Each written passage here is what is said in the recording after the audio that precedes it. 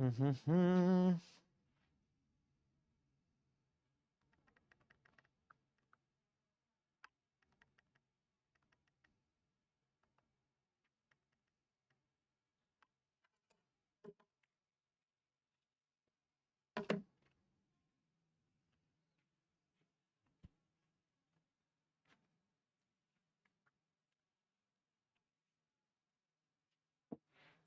नमस्कार दोस्तों, क्या हाल चाल, क्या हाल चाल, क्या हाल चाल मेरे लाडलों और लाडलियों। चलो चलो जल्दी से आ जाओ, फटाफट से आके इस क्लास को जल्दी से ज्वाइन कर लो। मौज आ रही है। चलो बहुत ही बढ़िया। गुड आफ्टरनून बेटा। अरे गुड इवनिंग, गुड आफ्टरनून, जो बोलना है बोल लो यार, लेकिन जल्दी से क्लास में आ जाया करो यार। जब मैं टाइम पे आता हूं तुम काहे टाइम पे नहीं आते बे हैं, ये बताओ। चलो ठीक है, बहुत ही बढ़िया। तो जितने भी बच्चे मेरी क्लास में जुड़ चुके हैं उनसे मैं यही बोलना चाहूंगा कि क्या हाल चाल है भाई, सब बढ़िया है ना। हाँ यार, मैं एक सवाल पूछना चाहूंगा। देखो कल की बात है, ठीक है, सवाल पूछूं मैं, और मेरे को ना ईमानदारी से आंसर देना, ईमानदारी से, कि कल जो क्लास में लास्ट में हल्का सा म्यूट चला गया था, वो कितने मिनट का गया था? बहुत लंबा गया था या फिर छोटा सा गया था कल मैं जब क्लास ले रहा था? बिकॉज मैंने ध्यान नहीं दे पाया था। थोड़ा मेरे को सच्चाई बताना। देखो जो मेरा प्यारा बच्चा है या फिर बच्ची है मेरी, वो मेरे को बिल्कुल ठीक जवाब देगी, बहुत ही ईमानदारी से देगी। बिकॉज मेरे को थोड़ा सा बता दो कि क्योंकि लास्ट में ही हुआ था, ये हुआ था। ऐसा तो नहीं है कि कुछ छूट गया हो आपका, या फिर जल्दी से बताओ फटाफट से। मैं बहुत बढ़िया हूँ बेटा, मैं बहुत बढ़िया हूँ। 15 मिनट, देखो फिर से तुमने 8 मिनट 45 सेकंड का पूरा म्यूट गया है।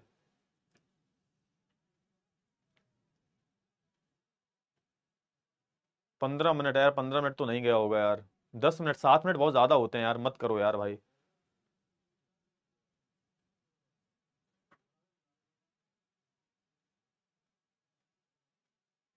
जब से मैंने देखो कब कहां से, जब से मैंने डाउट लेना शुरू किया था तब से हुआ था या उससे पहले से हो गया था? डाउट लेने के बाद हुआ था, डाउट्स के समय हुआ था, या फिर डाउट से पहले हुआ था? ये बताओ फटाफट से। 5 मिनट, अच्छा। कुछ ऐसा तो नहीं है कि चैप्टर का कोई टॉपिक छूट गया हो? 2 मिनट 30 सेकंड बता रहा है कोई भाई। 8 मिनट 45 सेकंड। अच्छा, जब मैं डाउट्स ले रहा था तब ये बस मेरे को ये बताओ, टाइम टाइम मत बताओ। जब मैं डाउट्स ले रहा था तब हुआ था? डाउट्स के समय, हाँ तो फिर ठीक है। क्योंकि मैंने डाउट्स में ऐसा कुछ नया नहीं बताया था, डाउट्स के समय ऐसा कुछ नया बता, कुछ इंपॉर्टेंट टॉपिक तो नहीं छूटा। चलो ठीक है, ठीक है, ठीक है, ठीक है, ओके ओके ओके, ठीक है, तो फिर ठीक है। चलो ठीक है, कोई दिक्कत वाली बात नहीं। अब मैं तुमसे एक सवाल पूछता हूं फिर से भाई, कल वाली सवाल है कि अब तक, क्योंकि आज आखिरी चैप्टर, आज आखिरी लेक्चर है इस चैप्टर का, आज आखिरी लेक्चर है इस चैप्टर का। और अब तुम बस ये मेरे को बता दो कि क्या तुम्हें ये जो चैप्टर है वो अभी तक समझ में आया है या नहीं आया, थोड़ा सा मुझे बता दो एक बार। ठीक है, मैं समझ गया, जैसे मैं डाउट्स ले रहा था वैसे ही हो गया था, कोई बात नहीं। ठीक है, ठीक है, कोई बात नहीं। ठीक है, क्लियर हो? चलो मेरे को अब बता दो कि तीसरा लेक्चर है आज, और आज मैं कोशिश करता हूं कि पूरा आज कोशिश करेंगे, भले ही थोड़ा लेट क्यों ना हो जाए, आज मे भी हो सकता है क्लास थोड़ी लंबी चल जाए, बट हाँ आज मैं पूरा चैप्टर खत्म करवा के ही रहूंगा। कल हमने किसके बारे में बात की थी? कल हमने संसद के बारे में बात की थी। संसद के बारे में बात की थी, एक ऐसे संस्था के बारे में बात की थी जो हमारा पूरा देश जो है, जो हमारे पूरे देश को चला रही है। ठीक है, तो मैंने आपको बताया था कि जो हमारा संविधान बना है, अब इस संविधान में बहुत सारी चीजें लिखी हैं, बहुत सारे नियम कानून लिखे हैं, हमारा देश किस प्रकार चलाना है, चलना है, वो लिखा हुआ है। अब ये संविधान को आगे बढ़ाने का काम किसका है? संविधान के नियमों को पालना, नियमों को पालन करवाने का काम किसका है? तो अलग अलग संस्थाओं का है। और उसमें से एक बहुत ही बेहतरीन और बहुत ही महत्वपूर्ण संस्था थी जिसको हम बोलते हैं संसद, पार्लियामेंट। और कल हम पार्लियामेंट के बारे में ही बात कर रहे थे। तो भैया थोड़ी देर हम रिवीजन करेंगे, 2 से 3 मिनट, और उसके बाद आज के जो नए टॉपिक्स हैं उन पर हम जो है चर्चा करने वाले हैं। क्लियर हुआ ना? चलिए बहुत ही बढ़िया। 84%, मतलब 15% बच्चों को समझ में नहीं आया, चलो कोई बात नहीं, अच्छी बात है नहीं आया तो। ठीक है, हाँ अब एक काम करो कि जल्दी से फटाफट से मेरे को थम्स अप दे दो, और उसी के साथ हम क्या करते हैं, कल का रिवीजन कर लेते हैं। और उसके साथ साथ हम क्या करेंगे, उसी के साथ साथ आप देखोगे हम रिवीजन करने के अलावा और क्या करने वाले हैं। तो हम रिवीजन करने के अलावा जो नए टॉपिक्स बचे हुए हैं उनको हम करने वाले हैं। ठीक है, क्लियर हुआ? चलिए बहुत ही बढ़िया, बहुत ही बढ़िया, बहुत ही बढ़िया।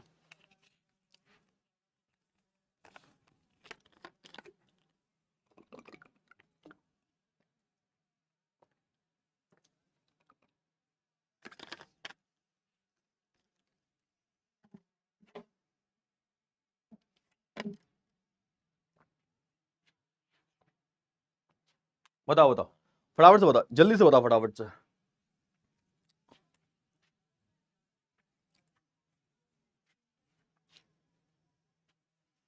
ठीक है ना, क्लियर हुआ? हाँ कल का मैच देखा था, ठीक है कोई बात नहीं, अभी मैच की बात नहीं करते। आज अपन का मेन जो फोकस होना चाहिए वो होना चाहिए चैप्टर फिनिश करने पे। आज अपन चैप्टर थोड़ा सा देखो, आज मैं सीरियस होकर पढ़ाऊंगा, मजाक से हट के बता रहा हूँ। आज सीरियस होकर इसलिए पढ़ाना पड़ेगा क्योंकि बहुत लंबा लेक्चर है थोड़ा सा आज। आज जो भी टॉपिक्स हैं, क्योंकि आज हम बात करेंगे भैया प्रधानमंत्री कैसे चुना जाता है, राष्ट्रपति कैसे चुना जाता है, कार्यपालिका का काम क्या होता है। आज हम बहुत ही महत्वपूर्ण चीज के बारे में बात करेंगे और मजा आने वाला है, मजाक से हट के बता रहा हूं मैं, ठीक है। और कुछ आज मैं तुम्हें ज्ञान की बातें भी बताने वाला हूं जो तुम्हें काम आने वाली हैं, जो तुम्हारी जनरल नॉलेज को बढ़ाएंगी, ठीक है, क्लियर हुआ? चलिए तो कल की ही बात है, और रिवीजन थोड़ा सा जल्दी करते हैं, हम रिवीजन थोड़ा सा जल्दी करते हैं, रिवीजन में टाइम बहुत ज्यादा वेस्ट होता है भाई, ठीक है। हाँ तो सुनो ध्यान से, अरे भैया ये क्या हो गया इसमें,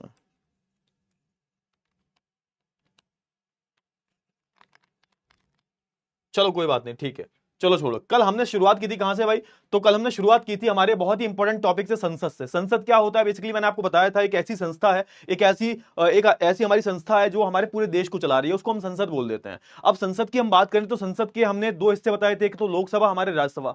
राज्य स्तर की हम बात करें तो राज्य स्तर पर जो हमारी संसद होती है उसको हम विधानसभा बोलते हैं। ये मैंने आपको बताया था। फिर मैंने आपको ये बताया था कि भाई संसद जो होती है वो हमारे देश के लिए इतनी ज्यादा जरूरी क्यों होती है, उसके बारे में हमने बात की। तो आप देखोगे हमने बहुत सारी चीजों के बारे में बात की। अरे भाई ये लोग ना, अकल नहीं है इन लोगों में।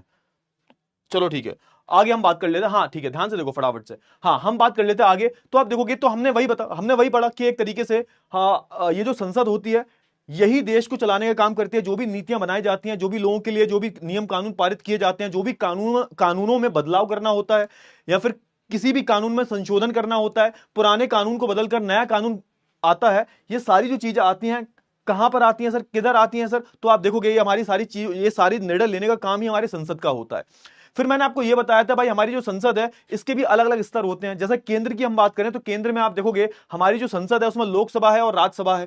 फिर हम बात करें अगर मैं बात करूं राज्यों की, तो राज्यों में भी हमारी पार्लियामेंट होती है ना, राज्यों की भी संसद होती है, उसको हम विधानसभा बोलते हैं, है ना। तो ये मैंने आपको बताया था, ये मैंने प्रॉपर तरीके से आपको जो है बताया था। क्लियर हुआ ना? हाँ ना, फटाफट से बताओ जल्दी से, क्लियर हुआ? हाँ याद रखना, सबसे महत्वपूर्ण चीज मैंने आपको यह बताई थी कि हमारी जो संसद होती है इसमें जो भी लोग चुनकर आते हैं, जो भी लोग चुनकर आते हैं वो एक तरीके से यहां पर निर्वाचित होते हैं, यानी कि निर्वाचित होते हैं, और निर्वाचित लोग ही क्या कर रहे हैं, आपका प्रतिनिधित्व कर रहे हैं। यानी कि हमारी संसद क्या है, एक तरीके से राष्ट्रीय असेंबली है, राष्ट्रीय सभा है, जहां पर जितने भी लोग बैठे हुए हैं उनको कहीं ना कहीं जनता के द्वारा या फिर अप्रत्यक्ष रूप से जो है चुनकर भेजा गया है। जब मैं बोलता हूं प्रत्यक्ष रूप से और जब मैं बोलता हूं अप्रत्यक्ष रूप से, इसका मतलब क्या होता है? जैसे कि मैंने आपको बताया था लोकसभा में 543 सीटें हैं, अभी इस पर हम चर्चा करेंगे।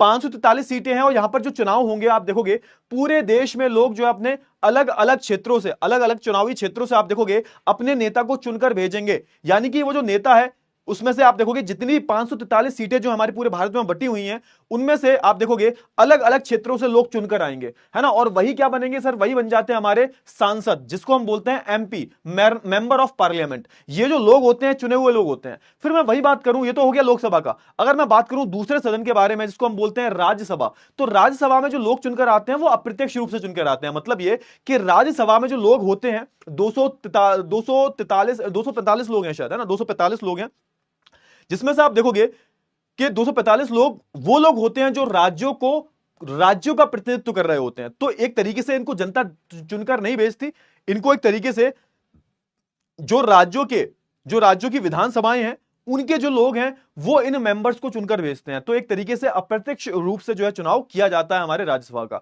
वही मैं बात करूं राष्ट्रपति का, तो राष्ट्रपति का भी चुनाव जो है जनता नहीं करती, इनका भी चुनाव अप्रत्यक्ष रूप से किया जाता है। इनका भी चुनाव एक तरीके से आप देखोगे हमारे जो एमपीज होते हैं, यानी कि हमारे जो सांसद हैं, हमारे जो विधायक हैं, ये जो लोग हैं वो राष्ट्रपति का चुनाव करते हैं। यानी कि हमने जिसको चुना है वो राष्ट्रपति का और वो राज्यसभा के जो लोग हैं उनका चुनाव कर रहे हैं। एक तरीके से अप्रत्यक्ष रूप से जो है यहां पर वोटिंग दी जा रही है, यहां पे अप्रत्यक्ष रूप से जो है लोग अपना मत डाल रहे हैं। ये सारी जो चीजें हमने कल पढ़ ली थी, ठीक है ना, क्लियर हुआ? चलिए ये सारी चीजें हमने कल ही पढ़ी। फिर मैंने आपको ये बताया था भैया संसद के दो सदन होते हैं, है ना। अगर मैं केंद्र की बात करूं तो देखो, अगर मैं बात करूं ये हमारा भारत है, देखो ध्यान से फटाफट से देखो, जल्दी से देखो फटाफट से, कल ही बताया था मैंने, ये हमारा प्यारा भारत है।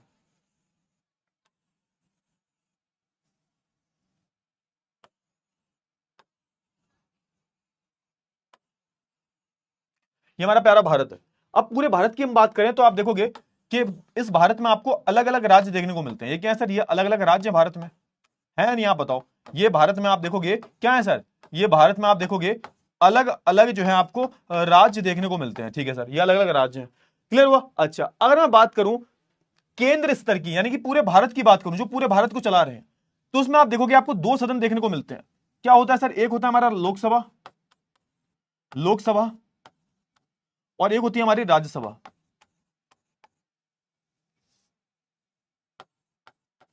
लोकसभा और राज्यसभा, लोकसभा है और राज्यसभा है।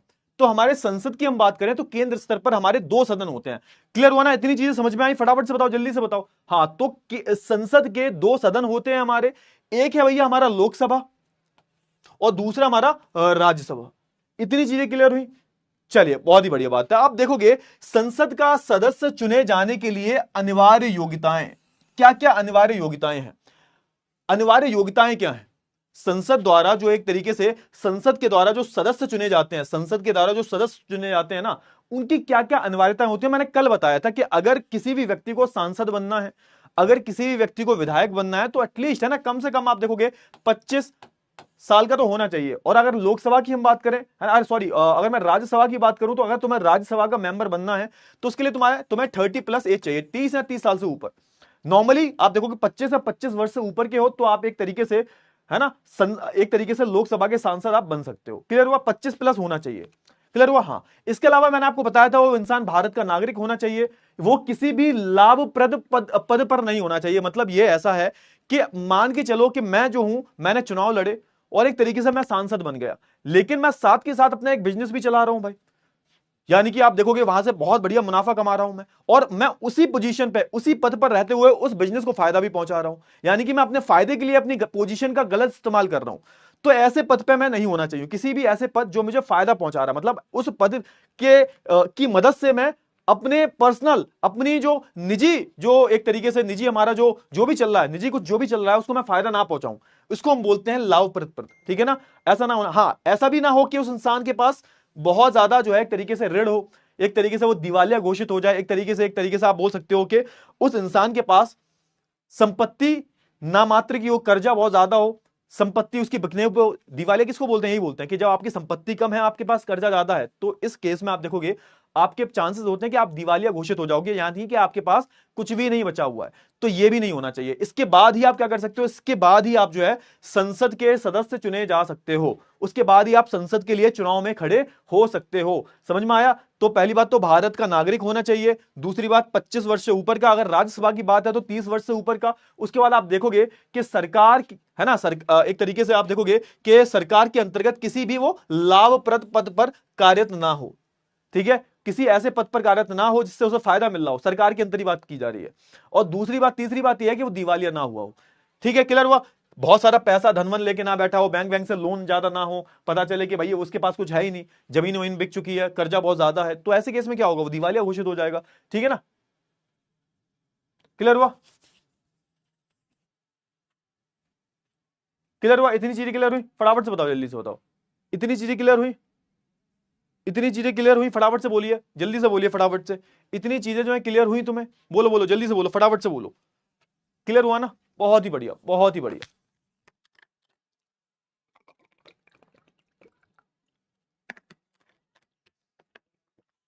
चलिए, बहुत ही बढ़िया, चमक गया ना? बेहतरीन।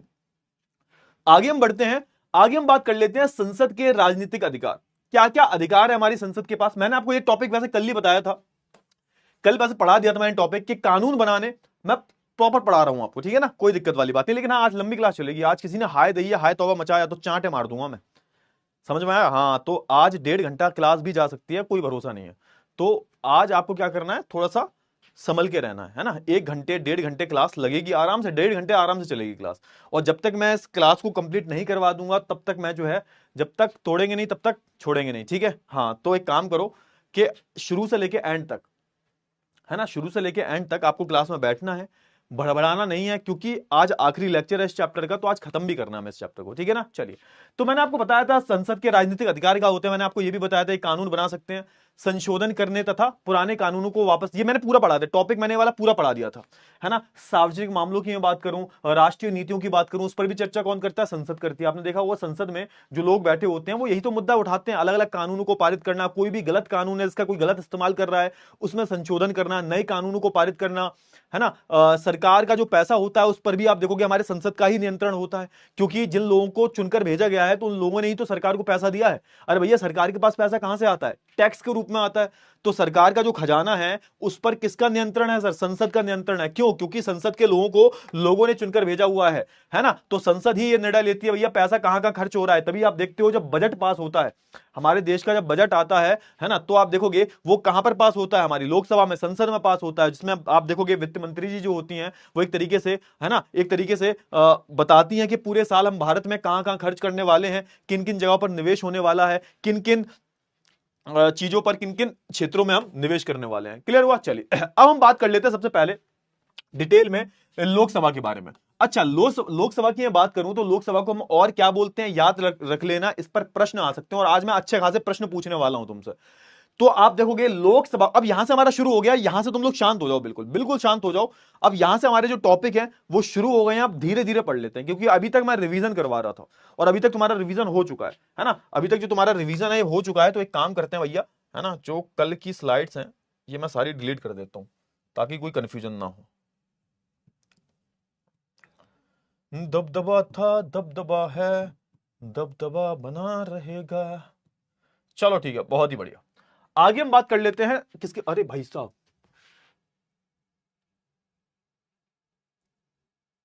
ओ हो, अंडू कैसे करते हैं भाई इसको?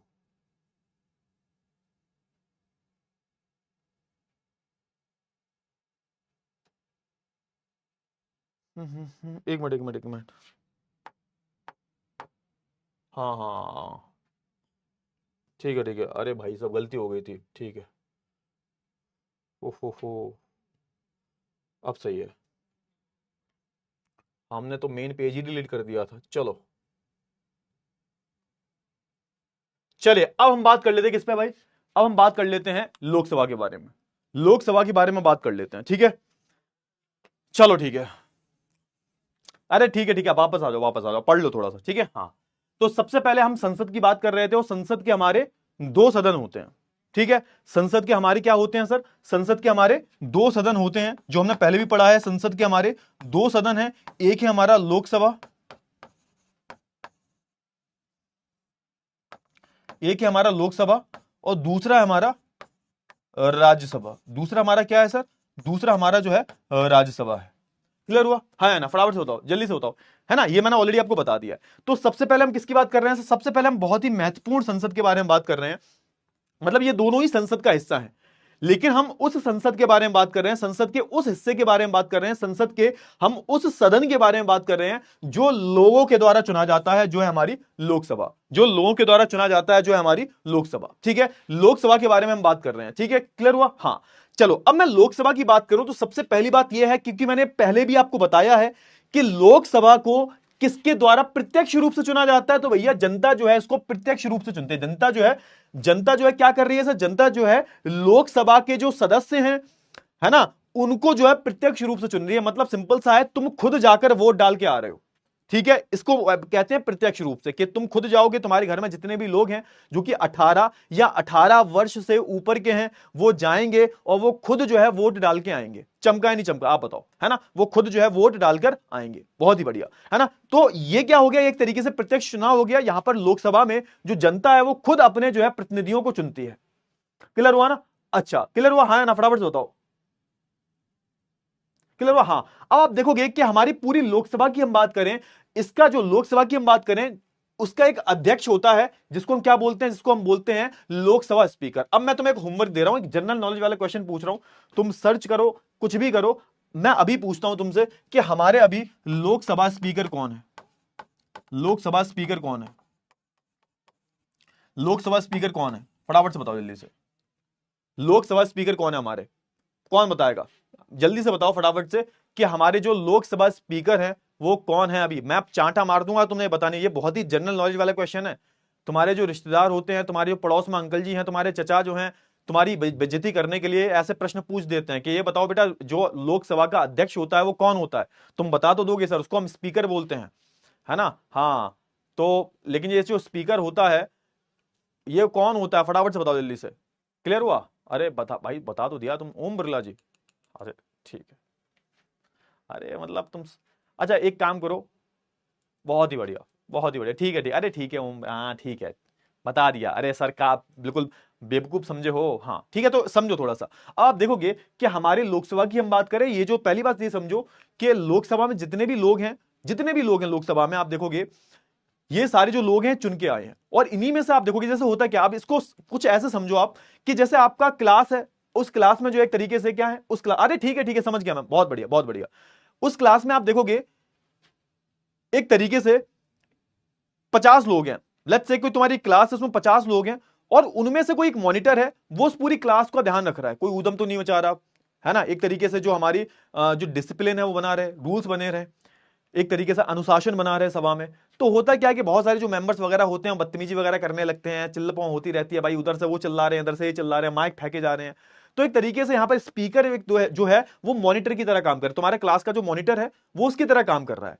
तो भैया हमारा जो स्पीकर है वो एक तरीके से होता तो अध्यक्ष, वो होता तो हमारा लोकसभा का एक मेंबर है, एमपी होता है, लेकिन फिर उसकी सीनियरिटी को देखते हुए अगर कोई इंसान ज्यादा सीनियर है उसको जो है एक तरीके से क्या बना दिया जाता है, समझदार है, सीनियर है, उसको लोकसभा का स्पीकर बना दिया जाता है। ठीक है ना? तो आपने देखा होगा लोकसभा के स्पीकर जो है वो बोलते हैं कि भैया थोड़ा शांत हो जाओ, ऊधम मत मचाओ, क्या तकलीफ है आपको भाई, बैठ जाइए, इनको कोई डॉक्टर को दिखाइए, बैठो बैठो बैठो बैठो, अरे शांत रहो, आपको बोलने का मौका मिलेगा, आपको बोलने का मौका मिलेगा जी। प्रधानमंत्री जी आप बोलिए, आप क्या बोल रहे थे? अरे ठीक है बैठ जाइए आप, अरे ठीक है जी। राहुल गांधी जी आप क्या बोल रहे थे? तो एक तरीके से क्या बनाते हैं ये लोग, एक तरीके से शांति बनाए रखते हैं, अनुशासन बनाए रखते हैं। ठीक है ना? तो एक तरीके से हमारा लोकसभा का अध्यक्ष लोकसभा का ही एक व्यक्ति है, चुनकर आया है, लेकिन वो एक तरीके से मॉनिटर का काम कर रहा है, जिसको हम बोल देते हैं लोकसभा का स्पीकर। ठीक है, क्लियर हुआ? चलिए अब यहां पे थोड़ा सा देखो कि इसके जो सदस्य हैं वो कितने हैं, इसके जो सदस्य हैं वो कितने हैं। तो आप देखोगे अब यहां पे थोड़ा सा बच्चे कंफ्यूज होते हैं, समझो थोड़ा सा, आप समझो थोड़ा सा। अगर मैं सदस्यों की बात करूं, अगर आपसे कोई पूछे, डिटेल में पूछे कि लोकसभा में कितने सदस्य हैं, तो अभी मैं अगर एक आंसर दूं तो अभी लोकसभा में 543 लोग हैं। कितने लोग हैं सर? अभी लोकसभा में आप देखोगे 543 लोग हैं सर, 543 लोग हैं। लेकिन इसका पीछे का थोड़ा जानो क्या सीन है। सीन यह है कि पहले की मैं बात करूं तो टोटल जो मेंबर है, टोटल जो मेंबर हैं आप देखोगे वो कितने हुआ करते थे। अगर मैं मैक्सिमम मेंबर्स की बात करूं, कितने हो सकते हैं, कितने हो सकते हैं, वो पहले थे 552, 552 थे पहले। ठीक है? लेकिन आप देखोगे कि 104वां संशोधन पास किया गया, और इस संशोधन पास किया गया, और इस संशोधन में है ना 2 सीटें कम हो गई, 2 सीटें कम हो गई। क्यों कम हो गई? 2 सीटें जो थी वो किसकी थी? ये सर एंग्लो इंडियंस की थी। किसकी थी सर? ये एंग्लो इंडियंस की थी, एंग्लो इंडियंस। अब सर ये एंग्लो इंडियंस कौन है सर? ये एंग्लो इंडियंस कौन थे? तो आप देखोगे, आपको पता होना चाहिए कि हमारे भारत देश पर अंग्रेजों ने 200-250 सालों तक राज किया, और कई सारे अंग्रेज आए, है ना, कई सारे अंग्रेज आए जिन्होंने भारतीय महिलाओं के साथ मिलकर संतानें पैदा की। क्या संतानें क्या पैदा की भाई? आप देखोगे जिन्होंने भारतीय महिलाओं के साथ मिलकर एक तरीके से संतानें पैदा की। तो इन संतानों को क्या बोला गया? इन संतानों को बोला गया, इन संतानों को क्या बोला गया? जो कि एक तरीके से है ना गोरे और एक तरीके से भारतीयों के मिश्रण से जो संतान बनी थी, इनको क्या बोला गया? इनको एक तरीके से एंग्लो इंडियन बोला गया। तो पहले एंग्लो इंडियन का मतलब समझ में आ गया, ये कुछ नहीं है, बस सिंपल सा है। हमारे आजादी से पहले जो अंग्रेज आए थे, तो कई सारे अंग्रेज जब भारत में आए तो उन्होंने भारतीय महिलाओं के साथ शादी की, और इन दोनों के मिश्रण से जो निकला, यानी कि जो बच्चा पैदा हुआ, उसको हमने क्या बोला? उसको हमने एंग्लो इंडियन बोल दिया। इतना समझ में आया आपको या नहीं आया? फटाफट से बताओ। क्लियर हुआ ना? चलिए बहुत ही बढ़िया। तो आप देखोगे कि जो 2 सीटें हुआ करती थी पहले, आप देखोगे ये एंग्लो इंडियंस की हुआ करती थी। किसकी हुआ करती थी सर? एंग्लो इंडियंस की। ठीक है, क्लियर हुआ? अब 104वां संशोधन पास किया, और इस 104वें संशोधन में ये 2 सीटों को हटा दिया। अब इसकी कोई जरूरत नहीं थी, इसकी कोई जरूरत नहीं थी, इसका कोई सेंस भी नहीं था, इसको हटा दिया। अब कितनी बची? अब बची है सर 550। तो अब अगर आपसे कोई पूछे कि ज्यादातर मैक्सिमम लिमिट क्या है, कितने ज्यादा से ज्यादा जो हमारे लोकसभा में मेंबर्स हो सकते हैं, तो वो है 550। लेकिन है कितने अभी? है कितने अभी? तो पहले कितने हुआ करते थे? पहले 545 हुआ करते थे, क्योंकि हमने 2 सीटें हटा दी हैं एंग्लो इंडियंस की। तो अब कितने हैं सर? तो अब हैं 550। 543। समझ में आया? तो ये ब्रेकअप आपको समझ में आया नहीं आया, फटाफट से बताओ। मैक्सिमम लिमिट पहले कितनी थी? 552 की। अब कितनी है? 550 की। पहले कितने मेंबर थे? 545। अब कितने हैं? 543। बस वही है। तुम्हें दो लोगों का याद रखना है। जो दो लोग हैं, जो दो लोग हैं वो कौन थे सर? वो जो लोग थे, वो जो मेंबर्स थे, वो कहीं ना कहीं एंग्लो इंडियन समुदाय से आते थे। जो कि कैसे आए हैं सर? जो कि जिनके पिताजी रहे होंगे गोरे और मम्मी भारतीय रही होंगी, है ना। तो ये जो बच्चे हुए, इनको हमने एंग्लो इंडियंस बोल दिया। अब इनके जो कोई लोग हैं एक तरीके से, अब हाँ याद रखना, इनको नॉमिनेट कौन करता था? तो ये जो दो लोग हैं, इनको हमारे राष्ट्रपति जी नॉमिनेट करते थे। राष्ट्रपति, है ना, राष्ट्रपति। मतलब ये कोई चुनाव लड़के नहीं यार, एक तरीके से आप देखोगे हमारे जो राष्ट्रपति जी हैं, वो इन दोनों मेंबर्स को अपॉइंट कर रहे हैं, है ना, एक तरीके से इनको नॉमिनेट कर रहे हैं। तो ये हमने 104वें संशोधन में खत्म कर दिया। खैर तुम्हारी बुक में ये बात लिखी नहीं है।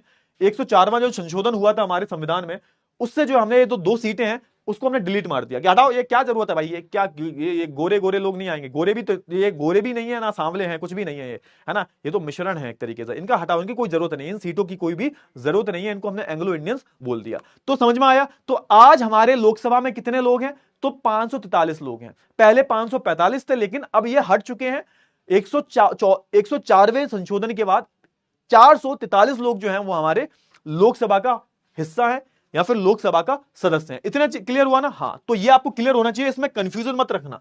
चलिए ठीक है, बहुत अच्छी बात है। तो आप देखोगे कि हम अगर टोटल मेंबर्स की संख्या की बात करें तो भैया वो पहले 545 हुआ करती थी, अभी 543 है। दो जो सदस्य थे वो राष्ट्रपति के द्वारा जो है एक तरीके से क्या किए जाते थे? एक तरीके से मनोनीत, मतलब चुने जाते थे, नॉमिनेट किए जाते थे। लेकिन अब ये जो दो सीटें हैं ये एंग्लो इंडियंस की, ये डिलीट कर दी गई है ना, ये हटा दी गई है बिल्कुल भी। इतना कॉन्सेप्ट क्लियर हुआ? पहले ये बता दो फटाफट से। हाँ, अब यहां पे सबसे पहली चीज क्या है कि भाई सदस्यों का जो चुनाव हो रहा है वो एक तरीके से प्रत्यक्ष रूप से किया जा रहा है, यानी कि डायरेक्टली जनता ही चुन रही है। अब प्रत्यक्ष रूप से नहीं किया जा रहा। अब प्रत्यक्ष रूप से कैसे किया जाता है तो वो मैं आगे बताऊंगा आपको, है ना। यहां पर जनता स्वयं नहीं चुनती, लेकिन यहां पर लोकसभा की हम बात करें तो जनता खुद अपने जो है प्रतिनिधि को चुन रही है। यानी कि जो 543 लोग चुनकर आए हैं, इनमें से एक एक सदस्य को जो है जनता ने खुद जाकर चुना है, खुद वोट डालकर डालकर चुना है। ठीक है, खुद वोट डालकर चुना है। चलिए बहुत अच्छी बात है। आप देखोगे कि यहां पर एक चीज होती है कि भाई सदस्य अधिक होने के कारण होता यह है, विचारों को प्राथमिकता मिलने की संभावना रहती है। अब होता क्या है यहां पे, एक सबसे बड़ी बात क्या रहती है, क्योंकि लोग बहुत ज्यादा हैं, है ना। अब जब लोग बहुत ज्यादा हैं, विचार अलग अलग होंगे। अरे सोच के देखो ना, 543 लोग हैं, और ये जो 543 लोग हैं पूरे भारत का प्रतिनिधित्व कर रहे हैं। ये पूरे भारत का प्रतिनिधित्व कर रहे हैं 545 लोग, 543 लोग। और आप देखोगे इससे होता यह है कि हमारे पास अलग अलग जो विचार हैं वो सामने निकल के आते हैं। क्लियर हुआ? हाँ ना, फटाफट से बताओ जल्दी से। हाँ, याद रखना, जो भी वित्त संबंधी मामले होते हैं, जो भी वित्त संबंधी मामले होते हैं, यानी कि पैसे से संबंधित मामले होते हैं, वो हमारे कहां आते हैं सर? वो हमारे एक तरीके से लोकसभा के हिस्से में ही आते हैं, यानी कि लोकसभा का उन पर अधिकार होता है। क्योंकि सोच के देखो ना, क्योंकि देखो यहां पे सिंपल सा लॉजिक ये है कि कोई भी पैसे से संबंधित मामला है, जैसे कि भाई बजट आया, बजट भी कहां पास होगा सर? लोकसभा में। कोई भी वित्त का मामला आया कि हमें जीएसटी में कुछ नियमों को बदलना है, ये करना है, वो करना है, तो जहां पे टैक्स बढ़ाने की घटाने की, जैसे हम बात करें अभी जीएसटी का वो आया नया परसेंटेज आया 18% और 8% वाला जो आया है सीन, उसमें आप देखोगे कि जीएसटी के रेट कम हुए हैं कुछ चीजों पे। तो यहां पर हमारी जो निर्मला सीतारमण जी जो है, जो कि हमारे देश की वित्त मंत्री हैं, उन्होंने ये बात कहां बोली, कहां पर एक तरीके से सबको बताया? संसद में, लोकसभा में, है ना। संसद में भी किस सदन में? लोकसभा में। क्लियर हुआ? यानी कि आप देखोगे वित्त से संबंधित जो मामले होते हैं उसमें जो भी कुछ करना है, जो भी आप देखोगे कानून को पास करना है, जो भी प्रस्ताव पारित करना है, वो एक तरीके से लोकसभा से होता हुआ ही जाएगा। लोकसभा से होता हुआ क्यों जाएगा? क्योंकि जो वित्त है, जो पैसा है सरकार के पास, सरकारी खजाने में जो पैसा है वो किसका है सर?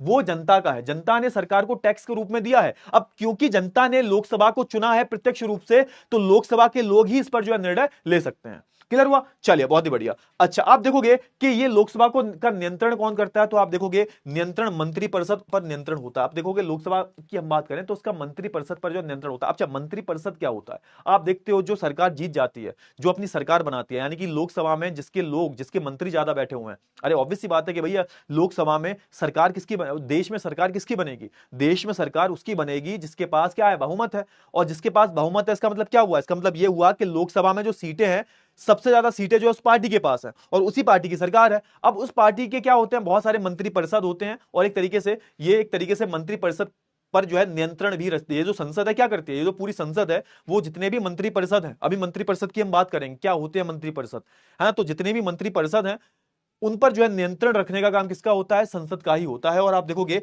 अधिकतर मामलों में जो है सर्वोच्च अधिकार किसका होता है भाई? सर्वोच्च अधिकार हमारे लोकसभा का ही होता है। तो लोकसभा, जिसको हम क्या बोलते हैं? House of people. आप देखोगे ना, इसको हम हाउस ऑफ पीपल क्यों बोलते हैं? इसको हम हाउस ऑफ पीपल क्यों बोलते हैं? है ना, इसको हम हाउस ऑफ पीपल क्यों बोलते हैं? इसको हम लोअर हाउस भी बोलते हैं और हाउस ऑफ पीपल भी बोलते हैं। इसको हम क्यों बोलते हैं लोअर हाउस और हाउस ऑफ पीपल? आप देखोगे इसको हम इसलिए lower house house of people बोलते हैं क्योंकि ये लोगों के द्वारा चुनी गई है, तभी तो है ना हाउस ऑफ पीपल, यानी कि लोगों ने, उन लोगों को, है ना, जो लोग बैठे हुए हैं हमारी संसद में, जो लोग राष्ट्रीय सभा में बैठे हुए हैं, उनको लोगों ने प्रत्यक्ष रूप से चुनकर भेजा हुआ है, इसलिए इसको हम क्या बोलते हैं? House of the people. Clear हुआ ना? हाँ है ना? फटाफट से बताओ जल्दी से। क्लियर हुआ? हाँ है ना? जल्दी से बताओ, फटाफट से, जल्दी से बताओ। क्लियर हुआ? इतनी चीजें क्लियर हुई आपको? फटाफट से बताओ जल्दी से, इतनी चीजें क्लियर हुई?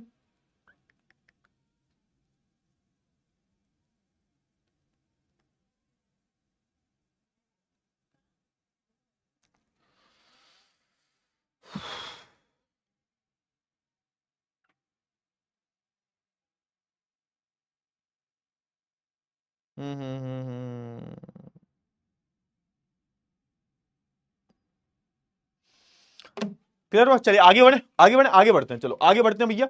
आगे थोड़ा सा बात कर लेते हैं आप दूसरे के बारे में, दूसरे सदन के बारे में बात कर लेते हैं। दूसरे सदन मतलब अभी हमने लोकसभा की बात कर ली, अब हम बात कर रहे हैं सर राज्यसभा के बारे में। किसके बारे में बात कर रहे हैं सर? अब हम राज्यसभा के बारे में जो है बात कर रहे हैं। ठीक है सर, बहुत ही बढ़िया। राज्यसभा के बारे में थोड़ी सी हम चर्चा कर लेते हैं। इसको हम क्या बोलते हैं? इसको हम काउंसिल ऑफ स्टेट्स भी बोलते हैं। अब देखो, और इसको हम अपर हाउस का नाम भी देते हैं, अपर हाउस, और इसको हम क्या बोलते हैं? Council of states. अच्छा, काउंसिल ऑफ स्टेट्स क्यों बोल रहे हैं इसको? इसको काउंसिल ऑफ स्टेट्स क्यों बोल रहे हैं, अपर हाउस क्यों बोल रहे हैं? क्योंकि यहां पर जो भी लोग हैं, यहां पर जो भी लोग हैं, ये एक तरीके से अप्रत्यक्ष रूप से चुनकर आए हैं, यानी कि जनता ने इनको चुनकर नहीं भेजा।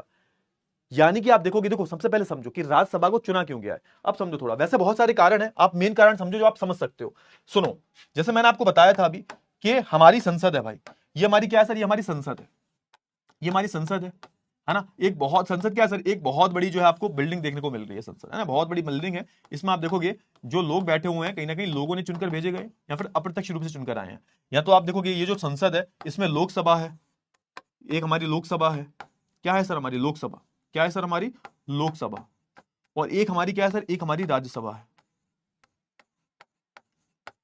ठीक है, क्लियर हुआ? चलिए, लोकसभा के बारे में हमने पढ़ लिया। इसको जो है एक तरीके से लोगों के द्वारा चुन के भेजा जा रहा है, लोगों के द्वारा जो है इसको, इसमें जो भी लोग बैठे हुए हैं 500 के 543 लोग जो हैं लोगों के द्वारा चुनकर आए हैं सर। ठीक है। अब मैं बात करूं राज्यसभा की, तो राज्यसभा किसका प्रतिनिधित्व कर रही है? लोगों का प्रतिनिधित्व कर रही है? नहीं, राज्यसभा जो है हमारे भारत में जितने भी राज्य हैं, जितने भी राज्य, 28 राज्य ना, हाँ, जितने भी राज्य हैं, ये इनका प्रतिनिधित्व कर रही है, इनका जो है प्रतिनिधित्व कर रही है सर। किसका प्रतिनिधित्व कर रही है? जितने भी हमारे राज्य हैं, इनका प्रतिनिधित्व कर रही है। तो आप देखोगे कि हमारी जो राज्य की विधानसभाएं हैं, हमारी जो राज्य की विधानसभाएं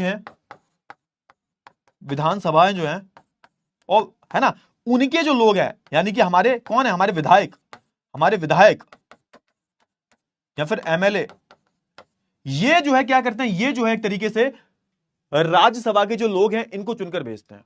राज्यसभा के जो लोग हैं इनको चुनकर भेजते हैं।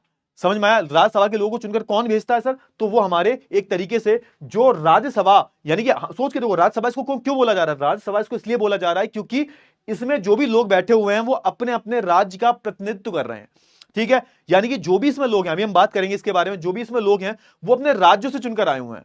अब राज्यों से चुनकर कौन भेजेगा इनको? तो जो भी हमारे राज्यों की विधानसभा है, इसमें जो भी लोग चुने हुए, ऑलरेडी चुने हुए हैं, जो कि लोगों के द्वारा चुने गए हैं। अब भैया आपने विधायक का चुनाव खुद ही तो करते हो, तो भैया ये विधायक है। अब ये विधायक जो है वो चुनेगा किसको भाई? राज्यसभा के मेंबर को। समझ में आया ना? हाँ, इसलिए हम क्या बोलते हैं? इसलिए हम बोलते हैं कि राज्यसभा का जो चुनाव होता है वो अप्रत्यक्ष रूप से होता है, इसको जनता नहीं चुनती। जनता ने किसको चुना भैया? जनता ने चुना एमएलए को, विधायक को। विधानसभा के जब चुनाव हुए होंगे तो विधायक को चुना होगा, है ना। अब विधायक जो है, यानी कि विधानसभा के जितने भी मेंबर्स हैं, ये क्या करते हैं? ये जो है एक तरीके से राज्यसभा के लोगों को चुनते हैं। क्लियर हुआ? हाँ है ना? फटाफट से बता दो जल्दी से।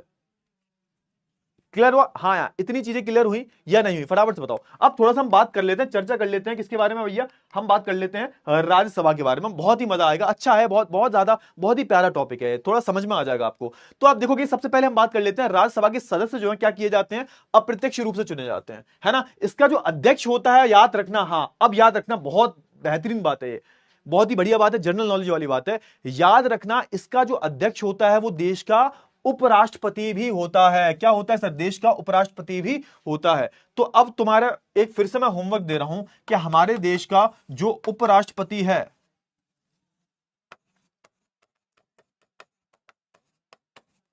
हमारे देश का जो उपराष्ट्रपति है वो कौन है? बताओ फटाफट से, जल्दी से बताओ फटाफट, तब तक मैं थोड़ा सा पानी पी लेता हूं।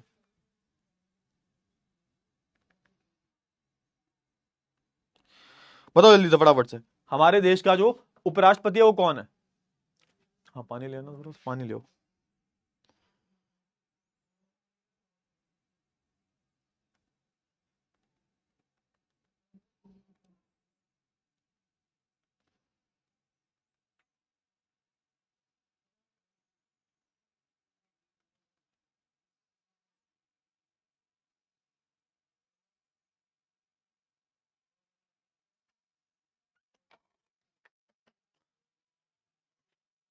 बोलो बोलो, जगदीप धन, अरे भाई साहब धनकर है, धाकड़ नहीं है।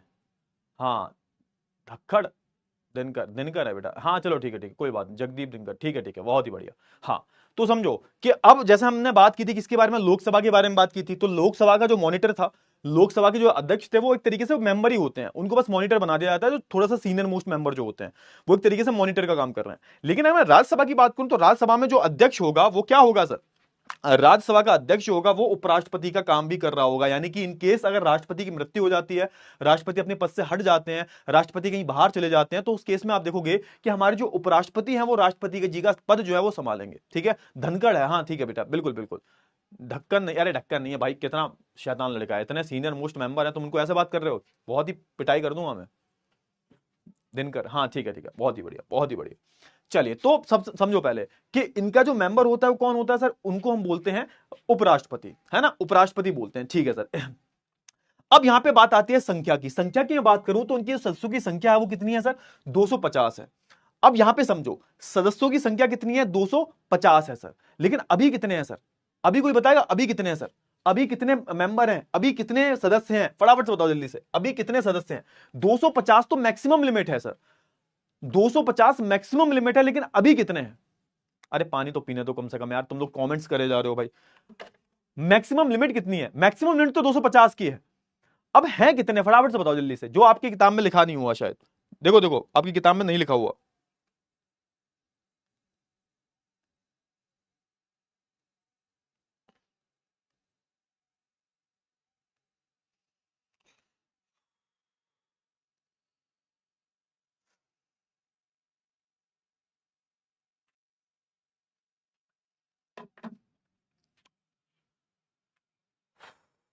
200, 245 सीटें हैं, 243 नहीं है, 245 सीटें हैं भाई। देखो मैक्सिमम लिमिट की मैं बात करूं वो कितनी निकल के आती है सर? वो आपकी निकल के आती है 250, बिल्कुल सही लिखा हुआ है, कोई गलत नहीं लिखा हुआ। 250 जो है मैक्सिमम लिमिट है, इतने, इससे ज्यादा मेंबर नहीं हो सकते। लेकिन अभी कितने हाल फिलहाल, तो अभी आप देखोगे कि 245 लोग हैं सर, 245 लोग हमारे राज्यसभा का हिस्सा है, जिसमें आप देखोगे कि 12 जो लोग हैं, 12 जो लोग, इसको कौन नॉमिनेट करता है सर? हमारे राष्ट्रपति, हमारे जो राष्ट्रपति हैं ये नॉमिनेट करते हैं सर। ये कौन नॉमिनेट करता है सर? ये किस बेसिस पे किया जाता है? तो आप देखोगे हमारे देश में बहुत सारे ऐसे लोग हैं जिन्होंने, है ना, कला के क्षेत्र में, विज्ञान के क्षेत्र में, मनोरंजन के क्षेत्र में खूब नाम कमाया है। ऐसे लोगों को आप देखोगे ये राज्यसभा का हिस्सा बना लेते हैं, ये भी एक तरीके से सांसद बन जाते हैं। जैसे कि आपको याद होगा सचिन भी सांसद रह चुके हैं, सचिन जो थे, सचिन तेंदुलकर जो थे, वो भी सांसद रह चुके हैं सर।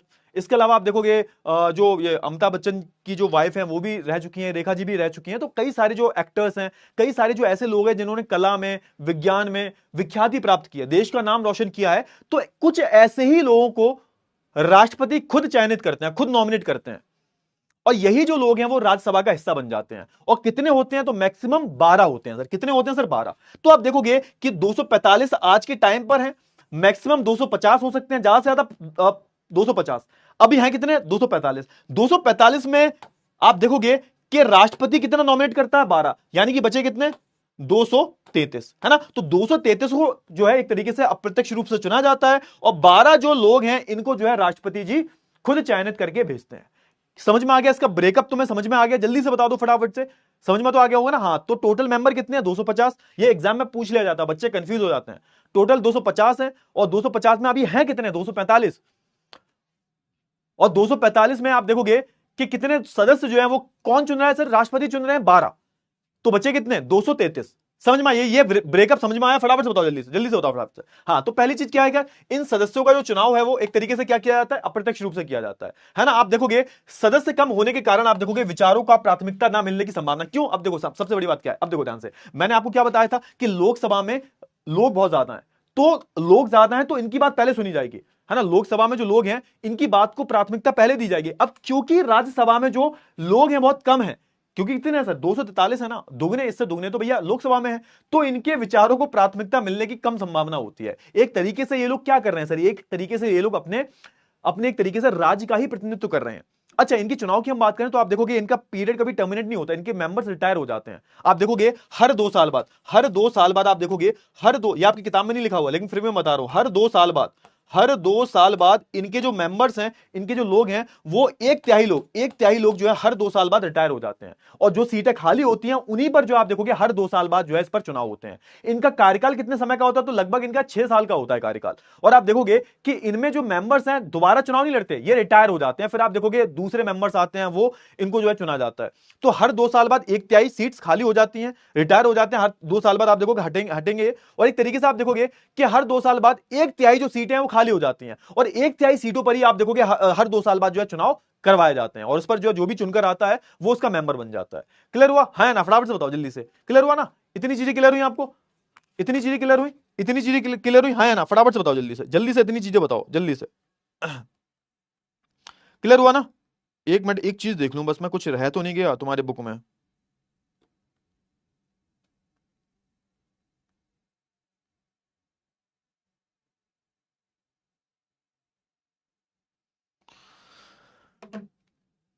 सर लोकसभा का 5 साल, हाँ, लोकसभा का जो कार्यकाल है वो 5 साल का है, लेकिन मैंने क्या बताया, मैंने बताया कि जो हमारे राज्यसभा का कार्यकाल जो है वो 6 साल का होता है, 6 साल का होता है, ये भी याद रख लेना, 6 साल का जो है कार्यकाल होता है इनका। क्लियर हो ना, हाँ। और याद रखना कि भैया जैसे आप देखोगे ना, हमारी जो लोकसभा है इसका मंत्री परिषद पर सीधा सीधा नियंत्रण होता है। जो भी मंत्री परिषद सिंपल सा है, जो हमारी सरकार चुनी गई है उसके जो भी मंत्री लोग होते हैं वो एक तरीके से अपना पूरा गठन बना लेते हैं, मंत्री परिषद बोलते हैं इसको हम। उस पर एक तरीके से लोकसभा का नियंत्रण होता है। ऐसा नहीं है वो मंत्री परिषद कुछ भी करेगा, उनकी सरकार है तो। लेकिन राज्य की अगर मैं बात करूं तो राज्य के पास इतनी ताकत नहीं होती, तो मंत्री परिषद जो होता है वो एक तरीके से उन पर जो है सीधा नियंत्रण इन लोगों का नहीं होता। अभी मंत्री परिषद के बारे में हम बात करेंगे। और आप देखोगे अधिकतर मामलों में आप देखोगे ना, राज्य के संबंध में विशेष अधिकार होते हैं। अब देखो इनके पास अधिकार किस चीज के होते हैं, इनके पास बहुत सारे अधिकार होते हैं, और सबसे विशेष अधिकार ये होता है कि जब बात आती है राज्यों के बारे में, जब बात आती है राज्यों के हित के बारे में, तब जो है इनका फैसला लेना बहुत जरूरी होता है ना। तभी तो ये चुने गए हैं ना। राज्यसभाएं जो है क्या, राज्यसभाएं जो है अलग अलग राज्यों का प्रतिनिधित्व कर रही हैं। जो भी लोग चुनकर आए हैं वो राज्यों का प्रतिनिधित्व कर रहे हैं, तभी लोग इनको डायरेक्टली नहीं चुनते। जो राज्यों की विधानसभा के जो लोग हैं वो इनको चुनते हैं।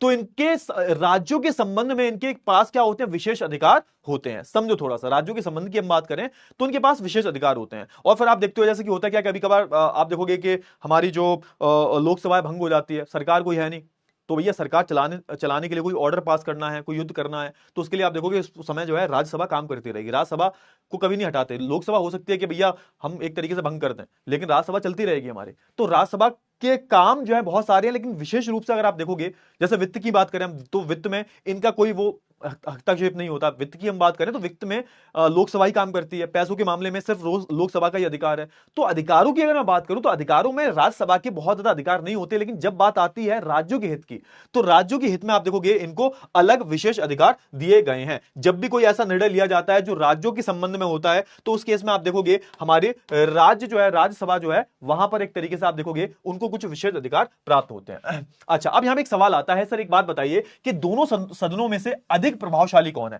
अब यहां पे वही बात हो रही है, लोकसभा बनाम राज्यसभा। दोनों में मान के चलो कि ताकतों का वितरण हुआ है सर, तो दोनों में प्रभावशाली कौन है सर? लोकसभा ज्यादा प्रभावशाली है या फिर सर राज्यसभा ज्यादा प्रभावशाली है? तो आप देखोगे कि यहां पे आप देखोगे कि बोलचाल में आप देखोगे नॉर्मली राज्यसभा को हम क्या बोल देते हैं? अपर हाउस बोलते हैं, और लोकसभा को हम क्या बोलते हैं सर? लोअर हाउस बोलते हैं। लाल नहीं लिखा, लोअर हाउस लिखा है, लोअर लोअर हाउस है ना, लोअर हाउस बोलते हैं, ये पहले मैंने लिख दिया है।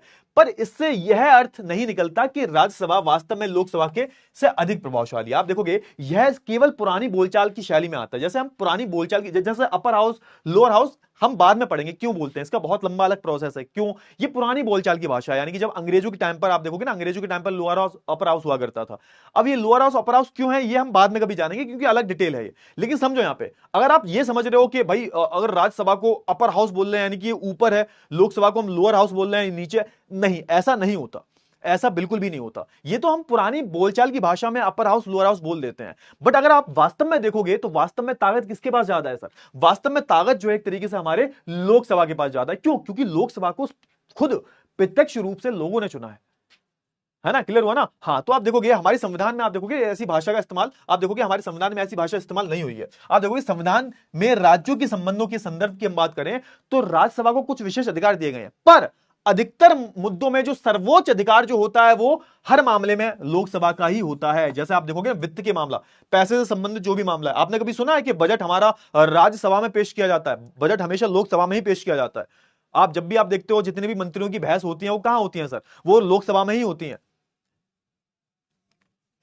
क्लियर हुआ ना? हाँ, अब देखो ध्यान से थोड़ा सा देखो, ये सारा मैंने ऑलरेडी आपको बता दिया है। क्लियर हुआ ना? हाँ, क्लियर हुआ? हाँ, चलिए, बहुत ही बढ़िया, बहुत ही बढ़िया। तो इतनी आप चीजें समझ लो कि दोनों में अगर मैं ताकत की बात करूं तो ज्यादा ताकत जो है लोकसभा के पास होती है। बट जब बात आती है राज्यों के हित की, तो राज्यों के हित के लिए इन हमारी राज्यसभा के पास कुछ विशेष अधिकार होते हैं। ये मैंने ऑलरेडी आपको बता दिया, ठीक है सर। अच्छा, अब यहां पे बात आता है कि जो सामान्य कानून होते हैं, मतलब जो साधारण कानून है ना, उनको पास करने का नियम और संयुक्त अधिवेशन। तो आप देखोगे कि क्या नियम होता है सामान्य कानून वगैरह पास करने का। आप देखोगे कि यहां पे बोला क्या जा रहा है। अगर आप देखोगे कोई भी अगर सामान्य कानून पास करना है, कोई भी ऑर्डिनरी लॉ है, सामान्य कानून पास करना है, तो आपको दोनों सदनों की आवश्यकता होती है। आप देखोगे कि आपको लोकसभा, जैसे मान के चलो मैंने क्या बोला था आपको, फटाफट से बताओ जल्दी से, मैंने आपको क्या बोला था स्टार्टिंग में कि कोई भी जब बिल आता है तो बिल कानून बनता है। तो सबसे पहले क्या होगा, पहले आप देखोगे कि जो कमेटी बनाई जाती है वो अपनी रिपोर्ट पेश करती है, सरकार जो है उस कमेटी की रिपोर्ट जो है संसद में लाके पेश करेगी।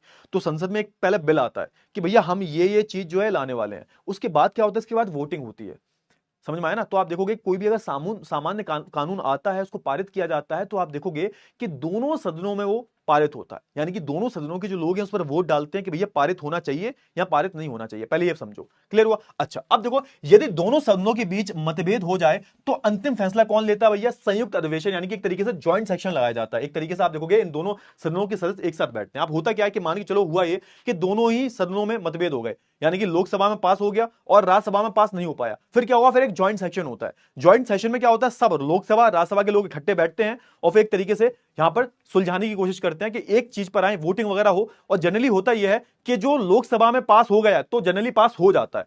मान के चलो ऐसा हुआ कि राज्यसभा में पास नहीं हो पाया, लोकसभा में पास हो गया, तो एक तरीके से क्या होगा, एक तरीके से ज्वाइंट सेशन बिठाया जाता है। और ज्वाइंट सेशन में आप देखोगे कि यहां पर बातचीत होती है, क्योंकि लोकसभा के लोग बहुत ज्यादा होते हैं, मेंबर बहुत ज्यादा होते हैं। तो आप देखोगे अगर लोकसभा में पास हो गया है ना, तो जनरली आप देखोगे पास हो ही जाता है। क्लियर हुआ ना? चलिए, बहुत अच्छी बात है। अच्छा, अगर आप देखोगे चूंकि संयुक्त अधिवेशन में सदस्यों की संख्या अधिक होती है, किसकी भाई? लोकसभा की। तो आप देखोगे ऐसी बैठक में लोकसभा के विचार को प्राथमिकता मिलने की संभावनाएं रहती हैं। क्यों? क्योंकि लोकसभा की संख्या अधिक होती है। यहां पे वही लिखा जा रहा है। अब सोच के देखो, जब ज्वाइंट सेशन होगा कि जब राज्यसभा के लोग और लोकसभा के लोग साथ में बैठे होंगे, मान के चलो लोकसभा राज्यसभा में कोई नियम कानून आया, लोकसभा में पास हो गया, राज्यसभा में नहीं हुआ, मतभेद हो गए दोनों में, तो इस केस में होता है ज्वाइंट सेशन। ज्वाइंट सेशन में आप देखोगे किसका दबदबा होता है?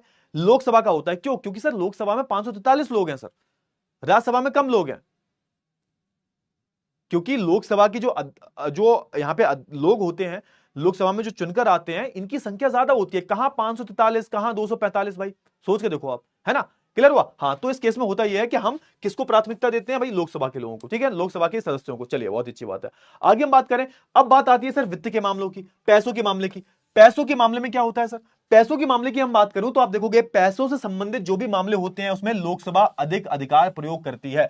मैंने आपको बताया था क्यों लोकसभा के पास वित्त के मामले में क्यों अधिकार होता है सर, क्योंकि उस लोकसभा को प्रत्यक्ष रूप से लोगों के द्वारा चुना गया है। यानी कि जो भी पैसा है, जो भी पैसा सरकार खर्च कर रही है, उस पर अधिकार किसका है? लोगों का है। और लोगों ने ही जो है एक तरीके से लोकसभा को चुनकर भेजा है।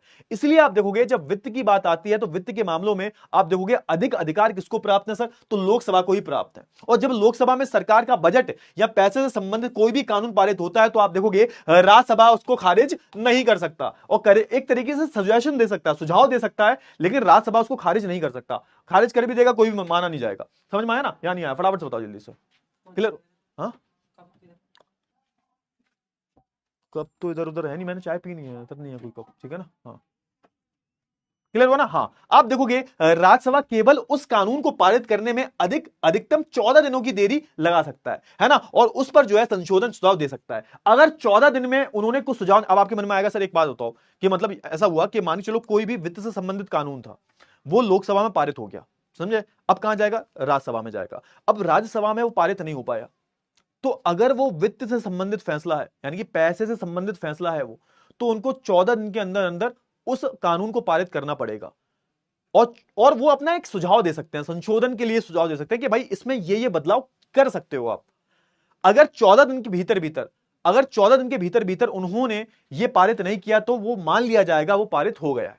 समझ में आया? तो कहने का मतलब यह है वित्त के मामलों में राज्य सरकार को ज्यादा कुछ ताकत नहीं होती। यह लोकसभा का अधिकार है कि वह उन संशोधन सुझाव को माने या ना माने, यानी खारिज निर्णय लोकसभा का ही, आखिरी निर्णय जो होता है वो एक तरीके से लोकसभा का ही रहता है।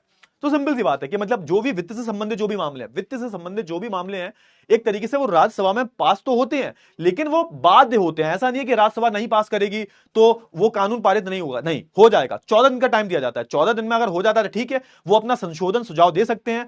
लोकसभा का अधिकार है कि वो उन सुझावों को, उन संशोधनों को, उन सुझावों को माने या ना माने। नहीं भी मान सकती है, मान भी सकती है, लेकिन हाँ, वो 14 दिन में अगर पास नहीं हुआ तो पास मान लिया जाएगा। तो कहने का मतलब यह है वित्त के मामले में जो है एक तरीके से यहां पर अच्छा खासा जो है किसका यहां पे एक वो होता है, एक तरीके से किसकी ताकत ज्यादा होती है, तो वो एक तरीके से हमारे लोकसभा की ज्यादा होती है, ठीक है ना? अच्छा, अब बात कर लेते हैं किसके बारे में? अब बात कर लेते हैं मंत्रिपरिषद के बारे में, council of ministers. Council of ministers पर लोकसभा का नियंत्रण किस तरीके से, जो काउंसिल ऑफ मिनिस्टर्स हैं उन पर लोकसभा का नियंत्रण, खैर हमने पढ़ चुके हैं, लेकिन फिर भी हम थोड़ा सा डिटेल में पढ़ लेते हैं। क्लियर हुआ? हाँ, अब इसका मतलब क्या हुआ? अब देखो, ध्यान से समझो फटाफट से। अब यहां पे थोड़ा ध्यान से समझो। अब जैसे मान के चलो लोकसभा के चुनाव हुए, लोकसभा के चुनाव हुए, कोई एक पार्टी है वो जीत गई, कोई पार्टी ए थी वो जीत गई, मान के चलो, यानी कि उसके पास 272 सीटों से ज्यादा सीटें हैं, बहुमत मिल गई भाई। यानी कि जीतने के लिए आपको आधी सीटों से ज्यादा चाहिए। अगर आपके पास, आपकी पार्टी के पास आधी सीटों से ज्यादा सीटें हैं, तो उसका मतलब सरकार आपकी बन जाएगी, आपकी बहुमत आ जाएगी। मानते हो नहीं मानते? बराबर है नहीं बराबर है? आप बताओ। बराबर है? बराबर है, ठीक है, क्लियर हुआ? अब क्या होगा? अब यहां पर जो पार्टी जीत गई है, यानी कि जिसके सबसे ज्यादा इसमें सदस्य हैं लोकसभा में, वो कौन सी पार्टी होगी? पार्टी ए होगी। यानी कि आप देखोगे कि अगर पार्टी ए के पास, पार्टी ए जो कि जीत गई है, पार्टी ए जो जीत गई है, इसके पास 280 सीटें हैं, तो बची हुई सीटें क्या होंगी? बची हुई सीटें, जैसे टोटल सीटें कितनी है? 543 सीटें हैं, तो 543 सीटों में पार्टी ए की सीटें कितनी है? 280 सीटें। मतलब अब सरकार जो है किसकी चलेगी? सरकार इनकी चलेगी। अब सरकार जिसकी चलेगी उसमें ही क्या होता है? उसमें आप देखोगे एक मंत्री परिषद होता है, यानी कि एक तरीके से मंत्रियों का पूरा जो है एक तरीके से एक झुंड होता है मंत्रियों का, मंत्रियों का परिषद होता है। और यही जो मंत्री हैं यही पूरे देश को चलाते हैं, यही पूरे देश में कानूनों को, योजनाओं को, अलग अलग नीतियों को पूरे देश में लागू करवाते हैं। अब समझो यहां पे क्या होता है। अब यहां पे सबसे बड़ी और निर्णायक बात यह है कि लोकसभा जो है मंत्रिपरिषद को नियंत्रित करती है, यानी कि जो सरकार चुनी है इसमें जो मंत्री हैं जो पूरे देश को चला रहे हैं, उस पर नियंत्रण किसका होता है? संसद का होता है।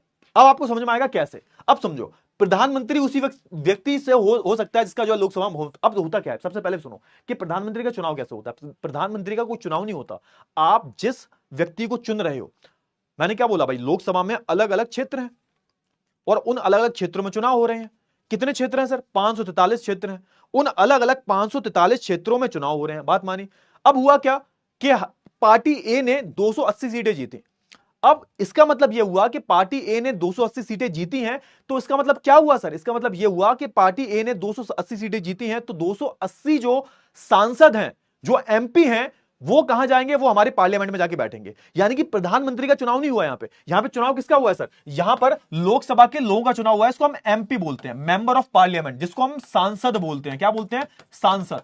यानी कि आपने इस व्यक्ति का चुनाव किया है, वो प्रधानमंत्री का चुनाव नहीं किया आपने सांसद का चुनाव किया। अपने क्षेत्र में अलग अलग सांसदों का चुनाव किया। सांसद टोटल कितने हैं? 543 है। समझ में? ठीक है सर। अब होगा क्या? जीता कौन है सर? पार्टी ए जीती है। पार्टी ए की 280 सीटें हैं सर। अब होगा यह कि पार्टी ए में से ही क्या होगा? पार्टी ए में से ही जो सबसे इंफ्लुएंशियल, सबसे ज्यादा प्रभावशाली कोई व्यक्ति है, जिसका पार्टी में दबदबा है, जिसको पूरे पार्टी का सपोर्ट है, वही व्यक्ति क्या बनेगा? वही व्यक्ति बनेगा प्रधानमंत्री। और प्रधानमंत्री को हम क्या बोलते हैं?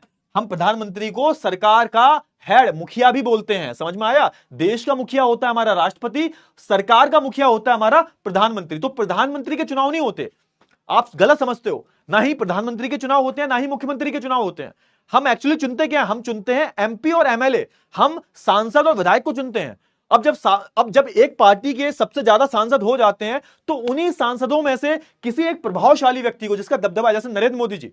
अब बीजेपी में सबसे ज्यादा पॉपुलर कौन था सर? नरेंद्र मोदी जी थे। क्लियर हुआ ना? यूपी में सबसे पॉपुलर कौन था सर? योगी जी थे। तो योगी जी को चेहरा बना दिया यूपी में। पूरे देश में चेहरा कौन था बीजेपी का? क्योंकि बीजेपी को सबसे ज्यादा सीटें मिली थी 2014 में, और सबसे पॉपुलर जो फेस था वो मोदी जी थे, क्योंकि मोदी जी ने गुजरात में अच्छा खासा डेवलपमेंट करवाया था।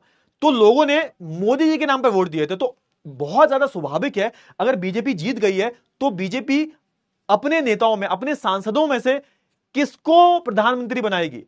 किसको प्रधानमंत्री बनाएगी सर? तो वो मोदी जी को प्रधानमंत्री बनाएगी, क्योंकि मोदी जी जो थे वो एक तरीके से सबसे पॉपुलर थे। समझ में आया ना? तो समझो कि प्रधानमंत्री का या मुख्यमंत्री का प्रत्यक्ष रूप से कोई चुनाव नहीं हो रहा।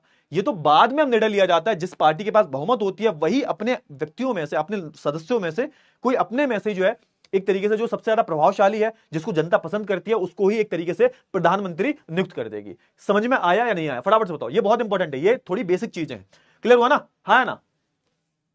समझ में आया? हाँ, बहुत ही बढ़िया, बहुत ही बढ़िया। आप देखोगे कि प्रधानमंत्री उसी व्यक्ति से हो सकता है जिसे लोकसभा में बहुमत हो। यानी कि वही पार्टी जो जीती है, जो पार्टी जीती है, जिसको लोकसभा में बहुमत मिली है, वही उसी पार्टी से जो एक तरीके से प्रधानमंत्री चुना जा सकता है। यानी आप देखोगे लोकसभा में जो व्यक्ति दल बहुमत में हो, वही प्रधानमंत्री बन सकता है। क्लियर हुआ? यानी कि प्रधानमंत्री उसी पार्टी का बनेगा जो दल जीता है, जिस दल के पास बहुमत है। जैसे कि आज जो है बीजेपी के पास केंद्र में बहुमत है। ठीक है सर, बहुत अच्छी बात है। यदि आप देखोगे आधे से अधिक लोकसभा सदस्य यह कह दें कि उन्हें मंत्रिपरिषद पर विश्वास नहीं है, याद रखो, फटाफट से याद रखना कि आप देखोगे कि अब देखो होता क्या, ये प्रधानमंत्री जी है ना, अकेले काम नहीं करते, इनका पूरा का पूरा कैबिनेट होता है ना, उसमें बहुत सारे मंत्री होते हैं। अगर ऐसा हो जाए कि लोकसभा में आधे से ज्यादा लोग, यानी कि 272 से ज्यादा लोग बोल दें कि भैया हमें इस सरकार पर भरोसा नहीं रहा, हमें इस मंत्रिपरिषद पर भरोसा नहीं रहा, तो इसको हम बोलते हैं इंग्लिश में no confidence motion. No confidence मतलब एक तरीके से हमें सरकार पर भरोसा नहीं रहा। तो होगा ये कि इसको हम बोलते हैं क्या? नो कॉन्फिडेंस मोशन, है ना। कि ये लोग बोल दें, अगर आप देखोगे कि हमारे लोकसभा में आधे से ज्यादा सदस्य ये बोल दें कि हमें सरकार पर, हमें प्रधानमंत्री पर, प्रधानमंत्री का जो पूरा मंत्रिपरिषद है, इस पर हमें भरोसा नहीं रहा, तो इस केस में आप देखोगे तो प्रधानमंत्री सहित सभी मंत्रियों को अपना पद छोड़ना पड़ेगा और फिर से चुनाव होंगे। ऐसा होता नहीं है जनरली। आप कहोगे सर ऐसा होता है, बहुत कम होता है बेटा, बहुत कम चांसेस होते हैं। आप सोच के देखो ना, मेरे पास बहुमत है, तो ऐसा तो है नहीं कि मेरे पार्टी के लोग मेरे खिलाफ ही चले जाएंगे। ऐसा नहीं होता, बहुत कम होता है ऐसा। ऐसा तब हो सकता है मे भी गठबंधन की सरकार हो तो हो जाता है, लेकिन ऐसा नहीं होता, क्योंकि सोच के देखो ना कि 540 सीटें हैं, अब आधे से ज्यादा तो हमारे ही लोग हैं, तो जब वोटिंग होगी तो हमारे लोग हमारे खिलाफ थोड़ा ना जाएंगे। तो ऐसा बहुत कम होता है। लेकिन होता यह है कि इन केस अगर लोकसभा में जो लोग बैठे हुए हैं, अगर ये एक तरीके से खिलाफ, आधे से ज्यादा जो लोग हैं वो सरकार के खिलाफ चले जाते हैं कि भैया ये सरकार जो है वो देश को ठीक से नहीं चला पा रही है, तो उस केस में प्रधानमंत्री को भी इस्तीफा देना पड़ेगा और प्रधानमंत्री के साथ में जो भी मंत्री हैं उनको भी इस्तीफा देना पड़ेगा। क्लियर हुआ ना? और यह नियंत्रण शक्ति जो है राज्यसभा के पास नहीं है। और याद रखना ये क्या है, ये जो शक्ति है ना वो राज्यसभा की, मैंने बोला ना राज्यसभा के पास ज्यादा शक्तियां नहीं है। अतः आप देखोगे वास्तविक राजनीतिक जवाबदेही लोकसभा की है। तो आप देखोगे जब ये नो कॉन्फिडेंस मोशन पास हो रहा होगा तो यहां पे राज्यसभा का कोई योगदान नहीं होता, सिर्फ ये जो है लोकसभा में ही पास होगा, है ना। ये शक्ति जो है राज्यसभा के पास नहीं है कि भैया वो भी चुन सके कि भाई कौन सी पार्टी को जो है, अरे सॉरी, ये सरकार के खिलाफ जो एक तरीके से हमें नो कॉन्फिडेंस मोशन लाना चाहिए या नहीं लाना चाहिए। तो एक तरीके से शक्ति जो है राज्यसभा के पास नहीं है, सिर्फ और सिर्फ लोकसभा के पास ही है। लोकसभा के अगर आधे से ज्यादा लोग बोल दें कि सरकार ठीक से काम नहीं चल रही है और इस सरकार पर हमें भरोसा नहीं रहा, तो यहां पर फिर कुछ नहीं हो सकता। क्लियर हुआ? हाँ है ना? फटाफट से बताओ जल्दी से, फिर कुछ नहीं हो सकता। क्लियर हुआ? हाँ है ना? जल्दी से बोलो फटाफट से। इतनी चीजें क्लियर हुई? इतनी चीजें क्लियर हुई?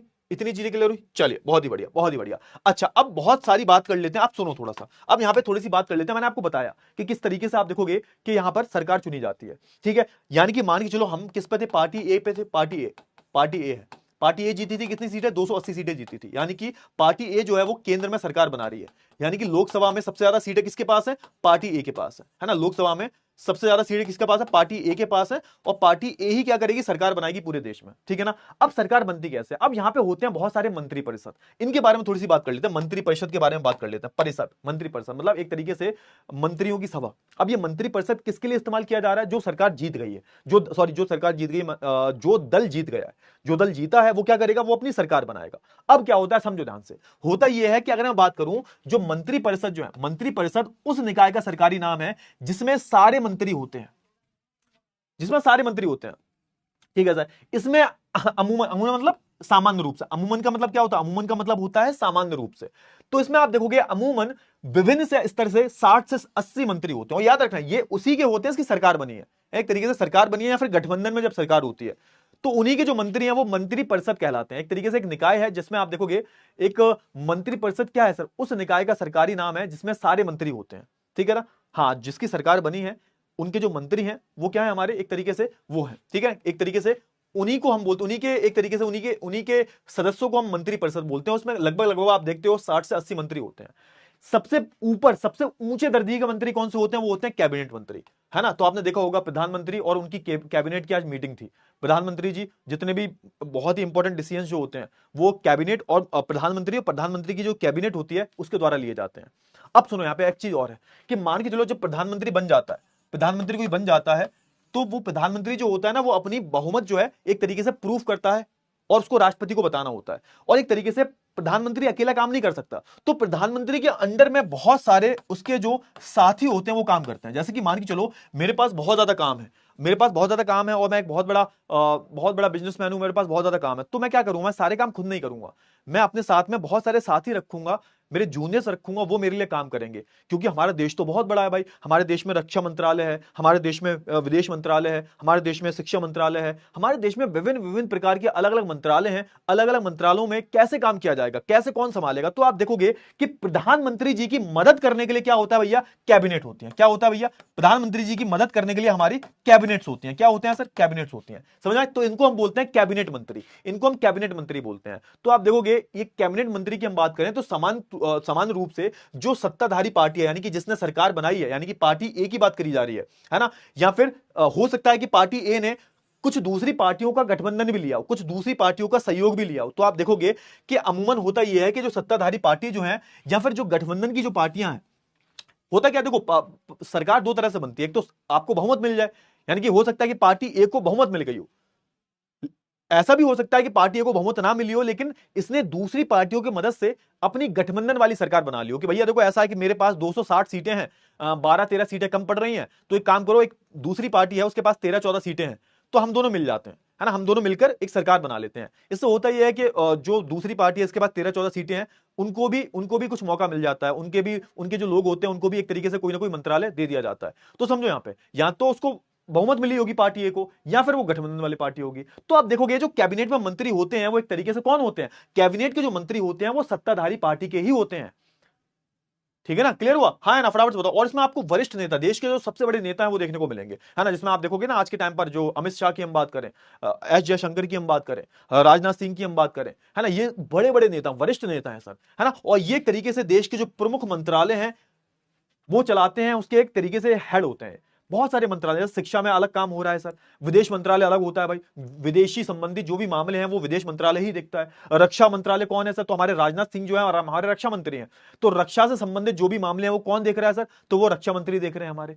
समझो थोड़ा सा, ये सारी चीजें हो रही हैं। अच्छा, अगर मैं कैबिनेट मंत्री परिषद के नाम पर जो है एक तरीके से फैसले करने के लिए बैठक करते हैं। अब होता क्या है, जब भी कोई फैसला लिया जाता है, सरकार जब भी कोई फैसला लेती है, तब आप देखोगे कि ये जो मंत्री परिषद होता है ना, ये कैबिनेट का जो भी मंत्री परिषद है, एक साथ बैठकर क्या करते हैं, फैसले लेते हैं। जैसे आपने देखा होगा अभी जब पाकिस्तान से लड़ाई हुई थी, है ना, बीच में एक जो ऑपरेशन सिंदूर चला था, तो आप देखते थे डेली जो है कैबिनेट की मीटिंगें चल रही हैं, प्रधानमंत्री और प्रधानमंत्री जी का कैबिनेट जो है, जिसको हम कैबिनेट मंत्री बोलते हैं, वो सब मिलकर जो है क्या करते हैं, मीटिंग करते हैं। आप देखोगे सामान्य रूप से, आप देखोगे ये जो पूरा मंत्री परिषद होता है, इसमें 25 मंत्री होते हैं। कितने होते हैं? 25 मंत्री होते हैं, है ना। और याद रखना, ये मंत्री परिषदों का बिल्कुल शीर्ष समूह है, मतलब सबसे ऊंचे स्तर का। हमारे देश में सबसे उच्च स्तर के जो मंत्री हैं वो कौन है सर? ये कैबिनेट मंत्री हैं, जो प्रधानमंत्री के साथ में सीधे सीधे काम करते हैं। तो ये हमारे प्रधानमंत्री जी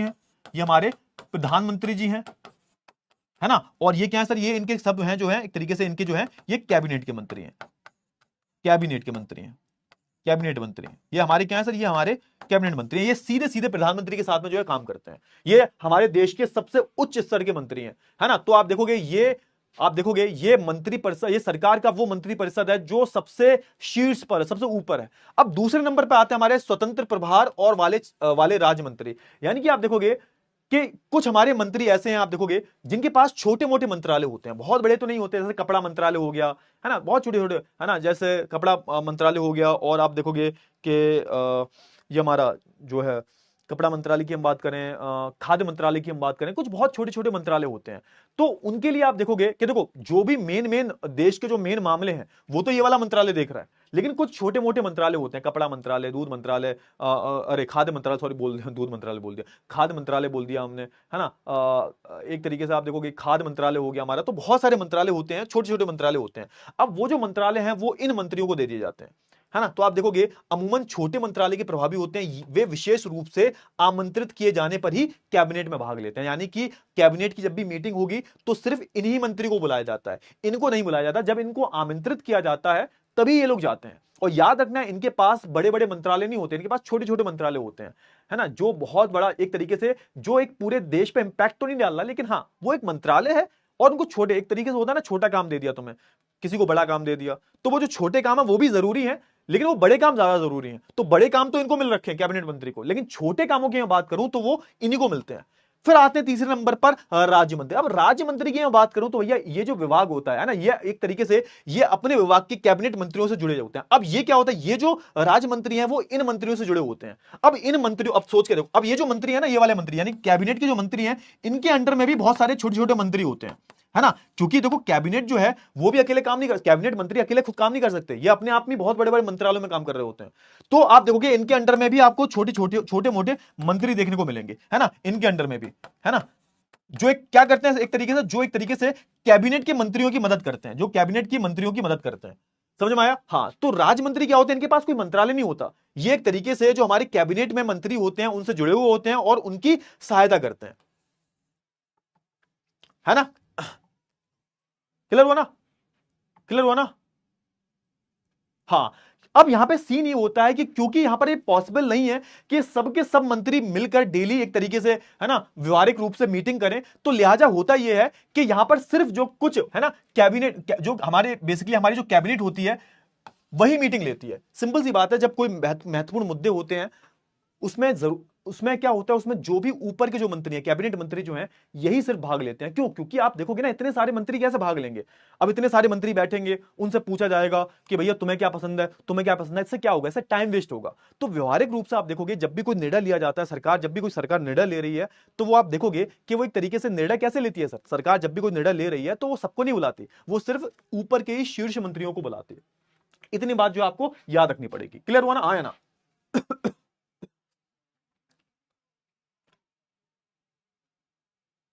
क्लियर हो ना? हाँ। और यही वजह है कि भाई जो अधिकतर देश है हमारे पूरी दुनिया में, वहां पर जो संसदीय लोकतंत्र है, यानी कि एक ऐसा लोकतंत्र जहां पर संसद है ना, उसको आप देखोगे ना, संसदीय लोकतंत्र को सरकार का कैबिनेट रूप कहा जाता है।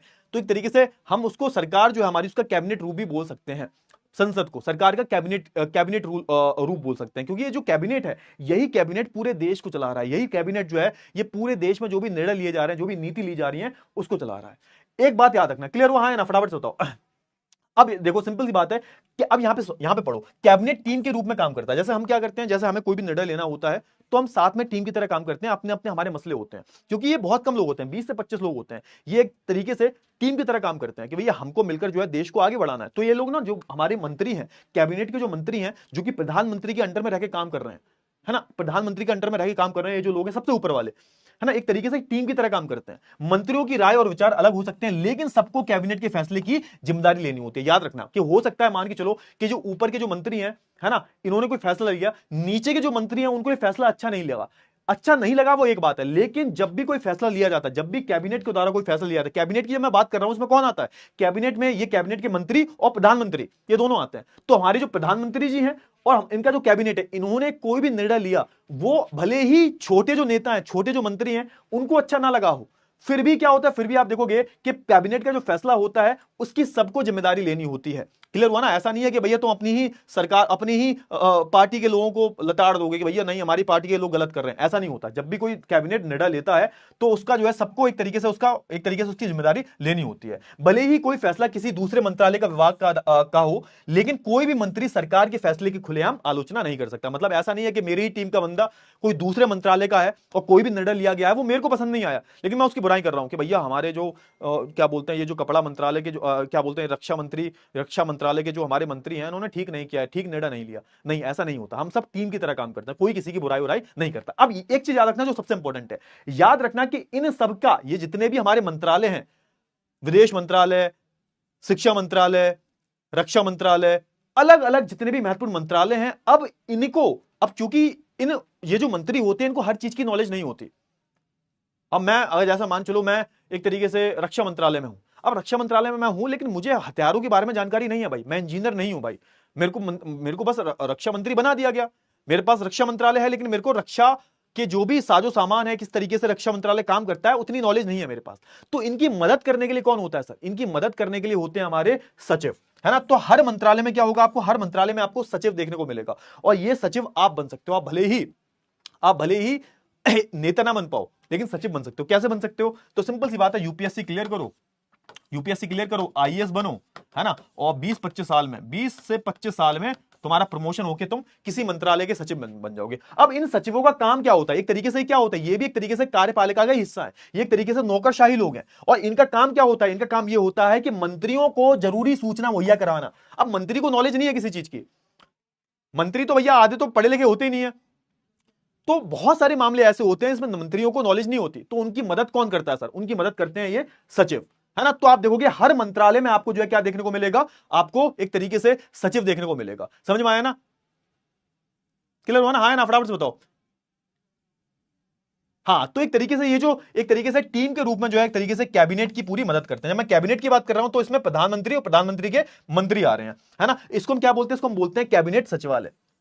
सचिवालय एक सचिव, समझ रहे हो ना, कैबिनेट सचिवालय करता है, और आप देखोगे उनमें कई वरिष्ठ नौकरशाही लोग होते हैं। और इस सचिवालय में कौन होता है? अब हर मंत्री का, हर मंत्रालय का अलग अलग सचिव होते हैं, और इनका काम ही यही होता है कि अपनी मंत्रियों की, अपने सीनियर लेवल के मंत्रियों की मदद करना। मान के चलो राजनाथ सिंह जी हैं, उनको कुछ समझ में नहीं आ रहा, अरे क्या करना, तो वो किससे एडवाइस लेंगे?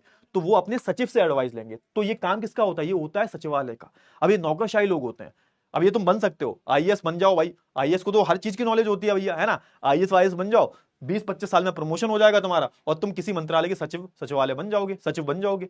सचिव बन गए, फिर बढ़िया भाई, फिर तो भैया मंत्री जो है तुम्हारे पीछे घूमेंगे, अरे सचिव जी ये बताइए कि हमको ये कैसे कैसे करना है, हमें थोड़ा नॉलेज कम है इसके बारे में। तो तुम क्या करोगे? तुम जो है एक तरीके से अपने सचिव जी, अपने मंत्री जी को एडवाइस दोगे। क्लियर हुआ? अब यहां पर बात कर लेते हैं किसके बारे में, अब थोड़ा सा हम कार्यपालिका के बारे में बात कर ले। अब ज्यादा लंबा नहीं खींचेगा, जल्दी बात कर लेते हैं। देखो अब ये सारी चीजें हमने पढ़ ली है, अब बहुत ज्यादा टाइम नहीं लगेगा। अब एक काम करते हैं, अब हम बात कर लेते हैं कार्यपालिका के बारे में। देखो अभी तक हमने विधायिका के बारे में बात की थी, है ना, अभी तक हमने उनके बारे में बात की थी। जैसे आप देखोगे जो हमारे देश में कानूनों को बना रहे हैं, हमने संसद के बारे में बात की थी, है ना।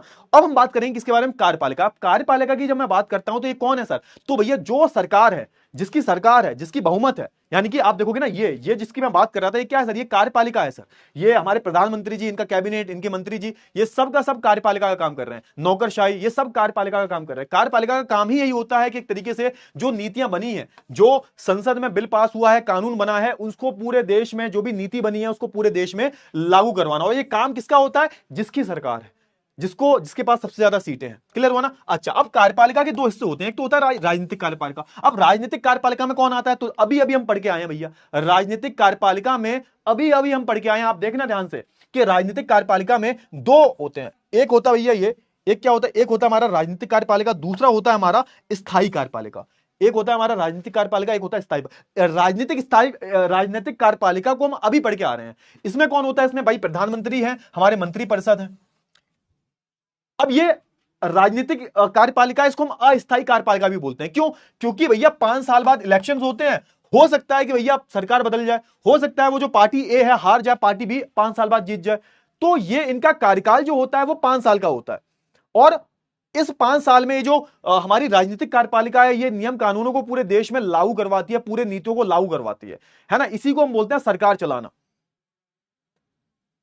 और आप देखोगे इसलिए जो मंत्री परिषद होते हैं, यानी कि जो इनका पूरा जो कैबिनेट है, इसको हम क्या बोल रहे हैं? ये पूरे देश में कार्य कर रहा है सर। जो भी नियम कानून बन रहे हैं, जो भी नीतियां बन रही हैं, उनको देश में पूरा लागू करवा रहा है। और देखना, इनका कार्यकाल कितने का होता है? 5 साल का होता है ना? इसको हम बोलते हैं राजनीतिक कार्यपालिका। अस्थायी कार्यपालिका भी बोलते हैं, क्योंकि हो सकता है कि 5 साल बाद ये जो मंत्री हैं, प्रधानमंत्री जी हैं, हट जाए, कोई दूसरे प्रधानमंत्री बन जाए, कोई दूसरा मंत्री परिषद आ जाए। अरे आज बीजेपी है, क्या पता 5 साल बाद कांग्रेस आ जाए, आम आदमी पार्टी आ जाए। और दूसरा होता है स्थायी कार्यपालिका। ये कौन है? जिसका तुम सपना देखते हो। ये हमारे आईएएस ऑफिसर, ये हमारे आईपीएस ऑफिसर, ये हमारे अलग अलग ऑफिसर्स हैं। ये भी एक तरीके से क्या करते हैं? ये भी एक तरीके से सरकार की नीतियों को, सरकार के कानूनों को जमीनी रूप से जो है क्या करते हैं? लागू करवाते हैं। जैसे आपने देखा होगा, जब ज्यादा ठंड पड़ती है तो आपने देखा होगा, ज्यादा जब ठंडें पड़ती हैं और डीएम के ऑर्डर आते हैं कि ये स्कूलों की 15 दिन की छुट्टी कर दो, समर वैकेशन होते हैं, याद करो, है ना? होते हैं नहीं होते? आप बताओ, होते हैं नहीं होते? हाँ, तो वो किसके ऑर्डर आते हैं? डीएम के ऑर्डर आते हैं। तो डीएम भी तो वही कर रहा है, लेकिन डीएम ऐसा नहीं है 5 साल बाद हट जाएगा, या फिर डीएम को चुना गया है वोट देके। अरे डीएम तो भैया वो उसने यूपीएससी का एग्जाम दिया होगा, तभी तो डीएम बना है वो। तो ये क्या हो रहेगा? ये तो हमेशा रहेगा, जब तक ये रिटायर नहीं हो जाता तब तक ये कार्यपालिका का काम करता रहेगा। तो जितने जितने भी इसमें नौकरशाही लोग होते हैं, आईएएस, आईपीएस, आईएफएस, है ना? तुम्हारा सपना है ये तो बनने का भैया, यूपी में हो, बिहार में हो, यूपीएससी नहीं दिया तो क्या खाक तुम यूपी से हो? हैं भारतीय सिविल सर्विसेज में जो है एक तरीके से इनको नियुक्त किया जाता है। जो आप देखोगे भारतीय सिविल सर्विसेज जो होती हैं, आईएएस, है ना, ये जो लोग होते हैं, ये क्या करते हैं? ये एक तरीके से स्थायी कार्यपालिका का काम करते हैं। और इनका काम भी यही होता है कि एक तरीके से कि जो जमीनी स्तर पर जो हमें नीतियां लागू करनी है वो ठीक से लागू हो सके, और इनके कार्यकाल का में कोई बाधा नहीं होती। ऐसा नहीं है 5 साल बाद इनको हटा दिया जाएगा। क्लियर हुआ? ये चलते रहते हैं। अब बात आती है प्रधानमंत्री। अब कार्यपालिका की मैं बात करता हूं तो सबसे महत्वपूर्ण कौन है? प्रधानमंत्री। अब प्रधानमंत्री कैसे चुने जाते हैं मैंने ऑलरेडी आपको बता दिया है ना? अब जल्दी पढ़ लेते हैं। प्रधानमंत्री देखो, सबसे पहली बात क्या है? कोई पार्टी जीत गई, अब पार्टी में जो सबसे प्रमुख नेता होगा, जो सबसे फेमस नेता होगा, जो पार्टी का मुखिया होगा, है ना, वो क्या बनता है सर? वो जो है एक तरीके से प्रधानमंत्री बनता है। और प्रधानमंत्री को हम क्या बोलते हैं? सरकार का मुखिया भी बोलते हैं। और वास्तव में क्या होता है? सभी सरकारी शक्तियों का प्रयोग करता है। सबसे ऊंचा, मतलब सरकार में जो सबसे ताकतवर पद है वो कौन है सर? प्रधानमंत्री का है। प्रधानमंत्री का सबसे ताकतवर पद होता है सरकार का। जितने भी फैसले लिए जाते हैं वो किसके अंडर में लिए जाते हैं?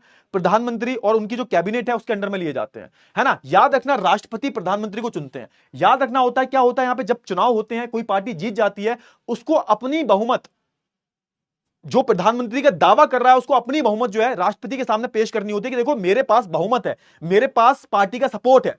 कितना सपोर्ट चाहिए सर? वही बात है, आधी से ज्यादा लोगों का सपोर्ट होना चाहिए। यानी कि अगर मान के चलो 543 सीटें हैं लोकसभा में, अगर तुमने प्रूफ कर दिया राष्ट्रपति को कि भैया देखो ऐसा है, मेरे पास 572 574 सांसदों का सपोर्ट है, तो मैं क्या बन जाऊंगा सर? मैं प्रधानमंत्री बन जाऊंगा। तो तभी मैंने बोला था प्रधानमंत्री के चुनाव नहीं होते, तुम चुनाव जिसका करते हो सांसद के चुनाव होते हैं। और जो सांसद, जिस पार्टी के सबसे ज्यादा सांसद होते हैं, वही जो लोग होते हैं वो अपने में से ही किसी एक को प्रधानमंत्री बना देते हैं। तो यहां पर राष्ट्रपति क्या करते हैं? राष्ट्रपति जो है एक तरीके से प्रधानमंत्री का चुनाव करते हैं, और जिसके पास बहुमत है या फिर जिस पार्टी का गठबंधन है वो क्या करता है सर? वो एक तरीके से जिसको बहुमत हासिल होती है वही क्या बनता है? वही अक्सर जो आप देखोगे आपको प्रधानमंत्री बनता हुआ दिखाई देगा।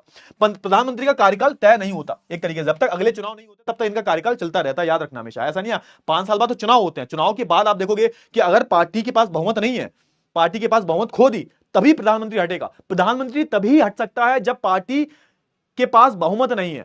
जब एक पार्टी अपनी बहुमत संसद में प्रूफ नहीं कर पाती, तो आप देखो ना, जो हमारे प्रधानमंत्री है वो 5 साल के बाद नहीं हटता। ये तो गलत बात है। 5 साल बाद चुनाव होते हैं। इन केस अगर उसके पास समर्थन है, उसके पास आधी सीटों से ज्यादा समर्थन है तो वो प्रधानमंत्री बना रहेगा। इनकेस नहीं है तो उसको इस्तीफा देना पड़ेगा, तो उसको हटना पड़ेगा, है ना। वह तब तक अपने पद पर रह सकता है जब तक वह पार्टी या गठबंधन का नेता है, जब तक उसके पास पार्टी का सपोर्ट है या फिर आधे से ज्यादा 272 सीटों से ज्यादा उसके पास समर्थन है, वो तब तक प्रधानमंत्री बनेगा। लेकिन अक्सर ऐसा होता नहीं है। मान के चलो कि 5 साल बाद चुनाव हुए, चुनाव तो 5 साल बाद होंगे। अब हुआ यह कि पार्टी ए जो थी उसके पास 200 सीटें आई, नहीं जीत पाई, तो ऑब्वियस सी बात है उसका जो प्रधानमंत्री पहले रहेगा तो उसको हटना पड़ेगा, है ना, क्योंकि उसने अपनी बहुमत खो दी। जहां ही जैसे ही बहुमत खोता है वो, जहां उसके पास बहुमत नहीं है वैसे ही वो प्रधानमंत्री से हटेगा, उसको इस्तीफा देना पड़ेगा। फिर मैंने बताया भाई प्रधानमंत्री के अंडर में मंत्रिपरिषद का निकाय होता है, मैंने ऑलरेडी बता दिया आपको, ये पढ़ लेना, ये मैंने पढ़ लेना, ये पूरा मैंने आपको सब कुछ बता दिया। देखो ये सब कुछ बता दिया मैंने, कैबिनेट मंत्री, स्वतंत्र, ये सब मैंने आपको ऑलरेडी बता दिया है। क्लियर हुआ ना, है ना। फटाफट से बताओ, जल्दी से बताओ, फटाफट से। क्लियर हुआ। ये सारी चीजें जो है मैंने आपको बता दी। अब बात आती है राष्ट्रपति के बारे में। किसके बारे में? राष्ट्रपति। अब राष्ट्रपति की बात करें तो याद रखना, देखो सरकार का मुखिया होता है राष्ट्रपति, सरकार का मुखिया होता है राष्ट्रपति, सॉरी सरकार का मुखिया होता है प्रधानमंत्री, लेकिन देश का मुखिया कौन होता है, हेड ऑफ द स्टेट कौन होता है? हमारा भारत जो है एक रिपब्लिक है सर, गणतंत्र है हमारा भारत। क्यों है? क्योंकि हमारा जो हेड ऑफ द स्टेट है वो कौन है सर? वो चुना हुआ व्यक्ति है। लेकिन हमारे देश में थोड़ा अलग सीन है। हमारे देश में राष्ट्रपति के चुनाव तो होते हैं लेकिन अप्रत्यक्ष रूप से होते हैं। यानी कि हम, तुमने कभी सुना है कि अरे वो प्रधान राष्ट्रपति के चुनाव आने वाले हैं? नहीं। तुमने लोकसभा का चुनाव लड़ा होगा, तुमने लोकसभा के चुनाव में वोट डाला होगा, तुम्हारे घर वालों ने विधानसभा के चुनाव में चुनाव होते होंगे तब उसमें डाला होगा वोट। लेकिन राष्ट्रपति का कोई चुनाव सुना है तुमने? राष्ट्रपति का चुनाव तो होता है लेकिन हम लोग वोट नहीं देते, आम लोग उनको वोट नहीं देते, इनको अप्रत्यक्ष रूप से चुना जाता है। यानी कि हमने जिन लोगों को चुना है वो लोग राष्ट्रपति को चुनेंगे। हमने किसको चुना है सर? हमने चुना है एमपीज को, यानी कि हमने सांसदों को चुना है केंद्र स्तर पर, राज्य स्तर पर यानी कि विधानसभा में हमने एमएलए को यानी कि विधायकों को चुना है। अब ये एमएलए एमपी ये मिलकर क्या करते हैं? ये मिलकर राष्ट्रपति को चुनते हैं, है ना। तो आप देखोगे, अब याद रखना है हमारे देश में कोई भी कानून पारित नहीं हो सकता जब तक, कोई भी बिल कानून नहीं बन सकता जब तक राष्ट्रपति उस पर अपने साइन ना करते हैं। समझो थोड़ा सा, भारत के राष्ट्र अध्यक्ष राष्ट्रपति होते हैं। सरकार का हर निर्णय राष्ट्रपति के नाम से ही लिया जाता है। याद रखना, जो भी निर्णय लिया जाता है, जो भी कानून पारित होता है वो राष्ट्रपति के नाम से ही होता है। लेकिन राष्ट्रपति का पद केवल अलंकारिक, अलंकारिक का मतलब यह है कि एक तरीके से यहां पर जो पद है उसका केवल एक तरीके से मैं इसको कैसे एक्सप्लेन करूं, मतलब यह है कि एक तरीके से राष्ट्रपति जो होता है ना उसके पास ज्यादा ताकतें नहीं होती। ताकतें मतलब एक तरीके से दिखावटी पद होता है वो, मतलब प्रधानमंत्री बैठा हुआ है लेकिन वो एक्चुअल में वही करेगा जो प्रधानमंत्री बोलेगा, जो जिसकी सरकार है। हाँ ये सच में होता है, मतलब राष्ट्रपति के पास बहुत ज्यादा ताकतें नहीं होती। राष्ट्रपति के पास जो ताकतें होती हैं वो दिखावटी ताकतें होती हैं कि भैया जैसे मान चलो कोई मेरे को कोई बिल आया मेरे पास, मैं उसको रिजेक्ट कर दूंगा, लेकिन फिर भी आप देखोगे एट द एंड मुझे उसको जो है एक तरीके से पारित करना ही पड़ेगा, मुझे उस पर साइन ही करने पड़ेंगे। क्लियर हुआ ना? हाँ है ना? क्लियर हुआ? इतनी चीजें क्लियर हुई? चलिए थोड़ा पानी पी लूं यार, मैं बहुत देर से बोल रहा हूं, पानी पी लेता हूं थोड़ा सा। ठीक है, क्लियर हुआ?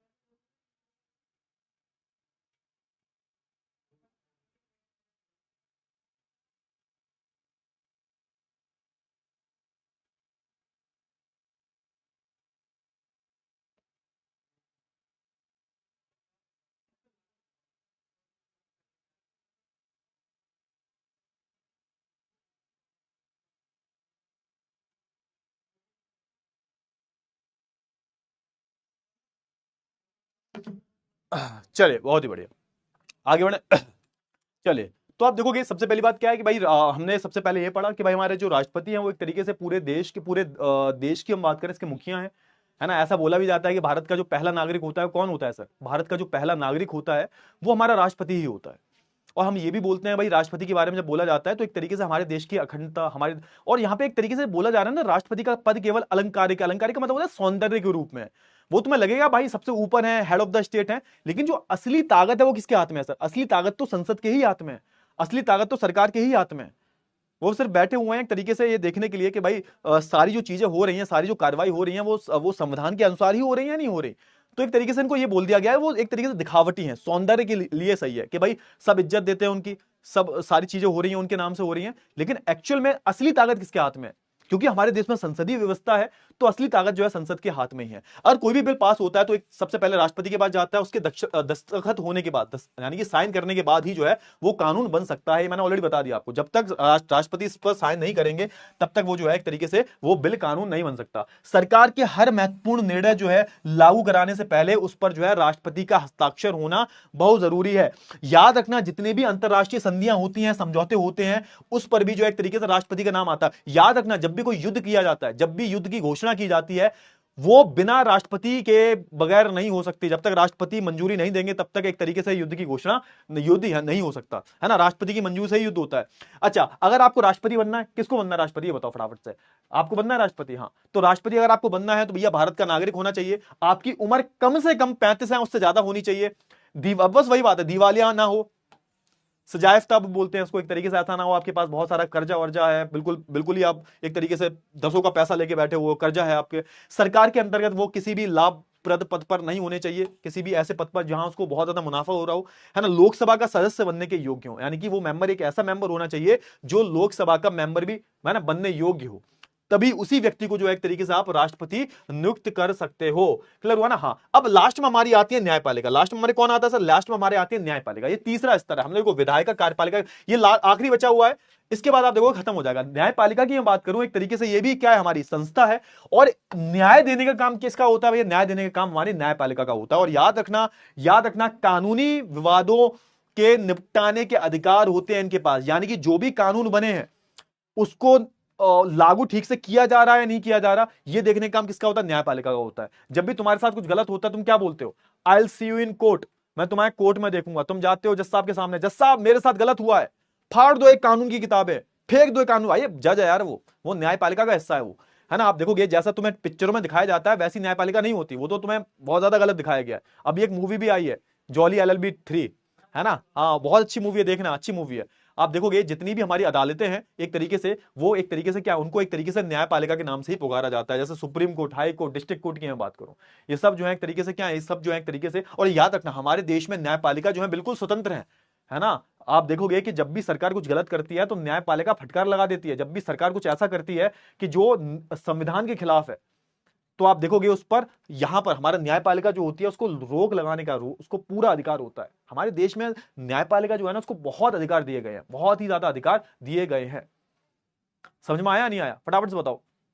हाँ, क्लियर हुआ? हाँ चलो, तो आप देखोगे इनके पास क्या होता है, न्याय करने का अधिकार है और कानूनी विवादों को निपटाने का अधिकार भी है। और ये भी एक काम ये और करता है, जैसे कि मान के चलो जब भी सरकारों के बीच में विवाद हो जाता है, जब भी सरकार के बीच में या फिर राज्य सरकार के बीच में विवाद हो जाता है तो सुलझाने का काम किसका होता है? न्यायपालिका का। जब भी कोई ऐसी स्थिति आती है कि जब संविधान को समझने में दिक्कत हो रही है तो संविधान को ठीक से एक तरीके से विश्लेषण करने का, उसका इंटरप्रिटेशन करने का भी ये अधिकार जो है किसको है? न्यायपालिका को। यानी कि कभी कभी ऐसा होता है कि हम संविधान का ठीक से मतलब नहीं निकाल पाते, कानून का ठीक से मतलब नहीं निकाल पाते, तो टाइम टू टाइम आप देखोगे कि उस कानून के बारे में, संविधान की जो एक अंडरस्टैंडिंग जो है वो कौन देता है सर? वो हमारा न्यायपालिका ही देता है। तो समझो न्यायपालिका के बहुत सारे काम है और न्यायपालिका एक तरीके से विधायिका, कार्यपालिका इन सबसे स्वतंत्र है। क्लियर हुआ ना? हाँ ना, फटाफट से बताओ जल्दी से, बहुत अच्छी बात है। तो यही पर हमारा जो चैप्टर था वो समाप्त हुआ भैया, और एक तरीके से है ना चैप्टर समाप्त हो गया है। और अब हम जो है एक तरीके से क्वेश्चन आंसर कर लेते हैं, जिसको जाना है वो जा सकता है। फटाफट से एक काम करते हैं भैया, है ना। हाँ, क्वेश्चंस करो जल्दी से। काउंसिल ऑफ स्टेट किसे कहते हैं? 30 सेकंड है तुम्हारे पास। लोकसभा, राज्यसभा, संसद या फिर राष्ट्रपति निवास। काउंसिल ऑफ स्टेट किसको कहा जाता है? अरे बोलो बोलो बे, बोलो बोलो बोलो। लोकसभा, राज्यसभा, संसद, काउंसिल ऑफ स्टेट किसको बोलते हैं? अरे बोलो बोलो। क्लियर हुआ ना? आज का चैप्टर क्लियर हुआ? हाँ, खत्म हो गया बस। अब आगे नहीं बढ़ाएंगे। अरे भैया 1.5 घंटा कभी कभी खींचता हूं भैया मैं, वैसे पहले ही खत्म कर देता हूं। तुम्हारी एक तो आदतें खराब हो गई हैं, मैंने 1-1 घंटे क्लास लेके तुम्हारी आदतें खराब कर दी हैं। नॉर्मली वैसे 1.5 घंटे की क्लास होती है, ठीक है। हाँ कोई बात नहीं, कभी कभी हो जाए भाई, सिलेबस भी तो कंप्लीट करना है ना टाइम पे। आप देखो अक्टूबर एंड तक हमारा सिलेबस कंप्लीट हो जाएगा, पूरा सिलेबस कंप्लीट हो जाएगा।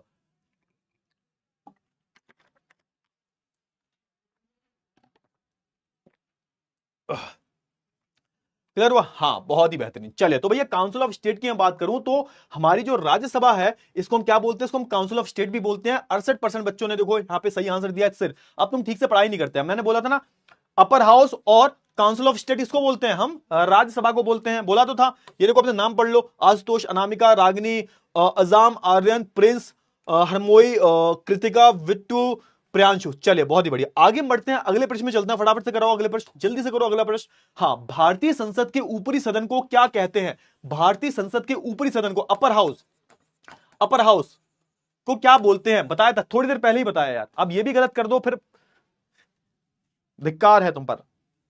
आधों की तो यही समस्या होती है कि सर पोल नहीं आया, अरे पोल नहीं आया तो तुम कमेंट्स, ये जो चैट सेक्शन है इसमें आंसर दे दिया करो बे, हैं? चलो चलो, बहुत ही बेहतरीन, बहुत ही बेहतरीन। हाँ बेटा, इस चैप्टर जो है, देखो इस चैप्टर से तुम्हें कुछ नॉलेज मिली, मतलब ऐसा नहीं है कि सिलेबस कंप्लीट ही करना है बस, क्योंकि ये चैप्टर बहुत ज्यादा नॉलेजेबल है। तुम्हें आदि तो तुम्हें राजनीति आई गई है कि हमारे देश में चुनाव वगैरह कैसे होते हैं, कैसे चुना जाता है राष्ट्रपति को, कैसे चुना जाता है प्रधानमंत्री को। तो भैया ये सारी चीजें क्लियर हो गई हैं, मतलब बेसिक अंडरस्टैंडिंग तो हो ही गई है ना, कि हमारे देश में कार्यपालिका, विधायिका और न्यायपालिका काम कैसे करते हैं, ये तो बेसिक अंडरस्टैंडिंग हो गई होगी, है ना? है ना? हाँ, तो बस यही है, यही तो बस पढ़ा रहा था मैं, और क्या बता रहा था, कुछ नहीं बताया इसमें, बस बहुत ही बेसिक चीज है। चले तो भैया इसको भी आंसर, इसका भी आंसर होगा राज्यसभा।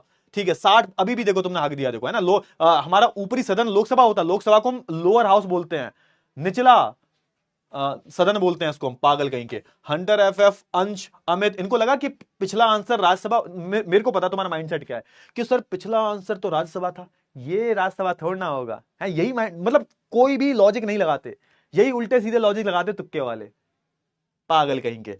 चलो, अमित, आकांक्षा, उदित, आर्यन, अभिनव, सूर्यांश, कुणाल, सार्थक। चलिए बहुत ही बढ़िया, आगे बढ़ते हैं, अगले क्वेश्चन चलते हैं। निम्नलिखित में से कौन राजनीतिक कार्यपालिका का हिस्सा होता है? राजनीतिक कार्यपालिका की बात हो रही है। कार्यपालिका दो तरह की बताई थी मैंने, एक तो आपको राजनीतिक कार्यपालिका और एक हमने दूसरी पढ़ी थी स्थायी कार्यपालिका। अब ये बताओ, देखिए निम्नलिखित में से राजनीतिक कार्यपालिका का हिस्सा होता है गृह मंत्रालय का सचिव, जिलाधीश, पुलिस महानिदेशक या फिर गृह मंत्री? बताओ। अब ये थोड़ा सा लॉजिक वाला क्वेश्चन है। एक होता है हमारा राजनीतिक कार्यपालिका, थोड़ी देर पहले ही बताया, दूसरा होता है हमारा स्थायी कार्यपालिका। अरे बोलो बे, बोलो बोलो बोलो, हैं बे? हा हा हा हा हा। ये अगर कर दिया ना तो उसका मतलब, ये देखो जिस बच्चे ने ये क्वेश्चन सही किया भाई, मैं उसको मान जाऊंगा कि उसके कॉन्सेप्ट क्लियर है, उसने मेरे को सुना है। अरे बोलो बे, बोलो बोलो बोलो बोलो बोलो बोलो बोलो बोलो, चलो ठीक है, जल्दी से बोलो, फटाफट से बोलो। अरे क्लास खत्म करना है, परेशान काहे हो रहे हो बे? बस 2 मिनट हो, 2 से 3 मिनट, ठीक है। अरे थोड़ा रुको, थोड़ा बस रुक जाओ, रुक जाओ, खत्म हो गया ऑलमोस्ट। चले ठीक है, तो भैया अगर मैं बात करूं निम्नलिखित में से कौन राजनीतिक कार्यपालिका का हिस्सा है, तो आप देखोगे, देखो आप ध्यान से देखो फटाफट से, कि जो गृह मंत्रालय का सचिव है, सचिव क्या होता है? सचिव तो आईएएस ऑफिसर होता है ना, जो जिसका प्रमोशन होके जो एक तरीके से गृह मंत्री की मदद कर रहा है उनके कामों में, है ना, तभी तो वो सचिवालय का हिस्सा है। मैंने बताया था आपको, सचिवालय भी होता है इनके पास में, जो कैबिनेट मंत्री होते हैं, इनका जो मंत्रालय होता है उसमें हर मंत्रालय में आपको सचिव देखने को मिलता है। तो ये सचिव जो है वो एक तरीके से राजनीतिक कार्यपालिका का हिस्सा नहीं है, इसको चुनकर थोड़ा ना आया है ना। जिलाधीश भी चुनकर नहीं आया भाई, ये भी एक तरीके से हमारी स्थायी कार्यपालिका का हिस्सा है। पुलिस महानिदेशक की हम बात करें, यानी कि आईपीएस ऑफिसर की बात की जा रही है, तो ये भी एक तरीके से हमारा स्थायी कार्यपालिका का हिस्सा है। लेकिन गृह मंत्री की हम बात करें तो ये हमारे क्या राजनीतिक कार्यपालिका, यानी कि इनको चुनकर भेजा गया है ना। यानी कि हमारे राजनाथ सिंह जो है, ये हो सकता है 5 साल बाद ना रहे, मतलब ये मंत्री ना रहे, गृह मंत्री ना रहे, ठीक है। तो ऑप्शन नंबर डी जो होगा ये सही आंसर हो जाएगा। अरे भाई साहब, भाई साहब, भाई साहब, कुछ कॉन्सेप्ट क्लियर नहीं है तुम्हारे, कुछ कॉन्सेप्ट क्लियर नहीं है तुम्हारे। गृह मंत्री मतलब एक तरीके से सिर्फ और सिर्फ 8% बच्चों का कॉन्सेप्ट क्लियर। इसका मतलब यह हुआ कि तुमने कुछ नहीं सुना, तुमने इधर से सुना और इधर से निकाल दिया, खत्म, टाटा बाय बाय, गया। अब नहीं हो सकता कुछ भी। सिर्फ कितने बच्चों ने सही दिया है? तो आप देखोगे अभिनव, उदित, प्रियांशु, अम्बरीश, सुनील, सार्थक शुक्ला, संध्या, परी, शिवम और अभिषेक वर्मा। चलो ठीक है, बहुत ही बढ़िया। अब एक काम करते हैं, यहीं पे क्लास खत्म करते हैं। क्वेश्चंस तो आगे और भी हैं, लेकिन उनको मैं होमवर्क में दे देता हूं। और एक देखोगे कि हमारे सार्थक शुक्ला जी नंबर 1 पे हैं, प्रियांशु नंबर 2 पे हैं, Aaradhya, Manoj, Shiva, Prashant, Chaurasia, Divyansh, Prince, Hrithik, Sanjay. Very good बेटा, बहुत ही बेहतरीन, है ना। बाकी के आप देखोगे 1 2 3 4 5 6 7 8 9 9-10 क्वेश्चन बचे हुए हैं। इन सबको तुम्हें जो है एक तरीके से होमवर्क में करके लाना है। अब बस एक बात का जवाब दे दो मुझे, क्योंकि मुझे लग नहीं रहा तुम समझ में आया, क्योंकि बहुत ही ज्यादा एक कॉन्सेप्चुअल क्वेश्चन था। अरे भैया एक बात तो, गृह, तुम्हें लगता है कि जो ऑप्शन बड़ा है, लंबा चौड़ा है, वो सही आंसर होगा? गृह मंत्रालय का जो सचिव है वो राजनीतिक कार्यपालिका का हिस्सा कैसे हो सकता है? वो सचिव जो है वो तो भैया 20-25 साल से नौकरी करने के बाद आईएएस पहले बना होगा, उसके पास उसके प्रमोशन हुए होंगे, उसके बाद वो जो है उसको मौका मिला कि किसी भी मंत्रालय का सचिव बनने का। वो एक आईएएस ऑफिसर ही होता है भाई, यूपीएससी क्लियर करके गया होगा वो चुनकर थोड़ना गया है। इसको तुमने वोट देकर, भाई राजनीतिक कार्यपालिका का मतलब क्या हुआ, जिसको तुमने चुनकर भेजा है। तो हमारे गृह मंत्री, रक्षा मंत्री, जितने भी मंत्री हैं, जो एमपी हैं, जो सांसद हैं, यही तो राजनीतिक कार्यपालिका का हिस्सा है भाई। कॉन्सेप्ट क्लियर करो भाई अपना। अब बताओ फटाफट से, क्लियर हुआ है नहीं हुआ, उसके बाद चले जाओ, कोई दिक्कत वाली बात नहीं। चले, जिसको जाना है जाओ जाओ। आज का जो लेक्चर है वो समझ में आया है या नहीं आया? थोड़ा मैंने सीरियस होकर ज्यादा पढ़ा दिया यार, आई एम रियली सॉरी। क्योंकि देखो अपन को सिलेबस भी जल्दी कंप्लीट करना है। अगले क्लास में हम कौन सा चैप्टर ला रहे हैं भाई? तो अगली क्लास में हम क्लाइमेट चैप्टर ला रहे हैं। कौन सा चैप्टर ला रहे हैं, फिर से बोलो मेरे साथ में। अगले क्लास में हम क्लाइमेट चैप्टर पढ़ेंगे, यानी कि जलवायु चैप्टर पढ़ेंगे। पढ़ के आना, थोड़ा सा अच्छा चैप्टर है, थोड़ा कॉम्प्लिकेटेड चैप्टर है, बच्चों को समझ में नहीं आता है, तो जल्दी से थोड़ा सा पढ़ना आज जलवायु चैप्टर के बारे में। बच्चों को बहुत दिक्कत होती है उसमें। क्लियर हुआ? हाँ, ये रोने से कुछ नहीं होगा, रोने वाले मैच ऐसे करके ऐसे करके, ये ऐसे कुछ नहीं होगा इससे, रोने से थोड़ा कुछ होगा भाई। चलो ठीक है, ओके बेटा, bye bye, tata, bye bye. चलो ठीक है, बहुत ही बढ़िया। तो भैया थोड़ा सा हम एंड कर देते हैं इस क्लास को भैया। थोड़ा देख के यार, देखते हैं भैया क्या सीन है भाई। हैं? सीरियसली? चलो भाई, क्या कर सकते हैं हम, माफ करो मुझे, अब तो कुछ कर ही नहीं सकते भाई, कुछ नहीं कर सकते अब, कुछ नहीं हो सकता बेटा। सॉरी भाई, अब मैं क्या करूं बताओ। 67% बच्चों को समझ में आया तो मैं कुछ कर नहीं सकता बेटा, अब तो क्या ही करेंगे हम। छोड़ो भाई, अब तो मैं पढ़ा भी नहीं सकता। अब ये भी नहीं कर सकता कि अगली क्लास में एक रिवीजन रख लूं, क्योंकि भाई सिलेबस भी अपन को कंप्लीट करना है। तो अगली क्लास में हम नया ही चैप्टर शुरू करेंगे। बाकी जो भी तुम्हारे डाउट्स वगैरह हैं देखते हैं सर। ये मेरे बुक में हर टॉपिक कंप्लीट हो गया है, क्योंकि मेरी, अच्छा ओके ठीक है सर। सर फिल्म में जो कोट होती हैं वो बेटा असली नहीं होती हैं, वो नकली होती हैं। वो असली नहीं होती, नकली होती हैं। सर प्लीज क्लास एंड कर दो मेरी 5, हाँ ठीक है बेटा, क्लास एंड ही कर रहे हैं, एंड ही करना है बेटा हम क्लास। सर राष्ट्रपति बनने की एज कितनी? बेटा राष्ट्रपति बनने की जो मिनिमम एज है वो 35 साल है। 35 साल या उससे ज्यादा ही होनी चाहिए। 35 साल से कम उम्र का व्यक्ति राष्ट्रपति नहीं बन सकता। आईएफएस ऑफिसर होते हैं बेटा इंडियन फॉरेन सर्विस में, जो विदेशों में, जैसे इंडियन फॉरेन सर्विस की हम बात करें, आप देखोगे हमारे पूरे विश्व में बहुत सारे क्योंकि हमारे रिलेशन है पूरे विश्व के साथ में, तो हमारे मंत्रालय होते हैं। हमारे जो कुछ जो लोग होते हैं वो बाहर विदेशों में जाते हैं, और जो विदेशी मसले में जो काम किया जाता है, जो भी विदेशी मसले होते हैं, वो हमारे आईएफएस ऑफिसर्स ही देखते हैं। इसके लिए भी आपको यूपीएससी का एग्जाम ही देना पड़ता है। क्लियर हुआ बेटा? राज्यसभा को अपराध क्यों? बेटा इसके लिए मैं आपको अगली क्लास में पूरा डिटेल में बताऊंगा, क्योंकि ये बहुत कम समय में बता नहीं सकता कि उसको, क्योंकि इसका जो रिलेशन है वो अंग्रेजों के टाइम का है। अंग्रेज देखो, आपको हमारे संविधान में ऐसा कहीं लिखा नहीं मिलेगा, संविधान में आपको ऐसा कुछ लिखा नहीं मिलेगा अपर हाउस लोअर हाउस। लेकिन फिर भी हम जो है पुराने जो तौर तरीका था, अंग्रेजों के टाइम का तौर तरीका था, उसमें हम आप देखोगे अपर हाउस लोअर हाउस का इस्तेमाल करते थे। अब ये क्यों बोला जाता था, इसके पीछे का रीजन जो है मैं आपको अगली क्लास में बता दूंगा, टाइम नहीं है अभी। क्लियर हुआ ना? हाँ बेटा, कैबिनेट मंत्री वो मंत्री होते हैं जो हमारे प्रधानमंत्री के अंडर में रह के काम करते हैं। इनके पास बहुत सारे मंत्रालय होते हैं, और ये जो मंत्रालय होते हैं, इन मंत्रालयों को काम यही होता है कि अलग अलग नीतियों को लागू करना। क्लियर हुआ? चलिए, बहुत ही बढ़िया। ठीक है सर, बहुत ही बढ़िया, बहुत ही बढ़िया। अब एंड करते हैं क्लास को भाई, अगली क्लास ले लो। Bye bye, take care.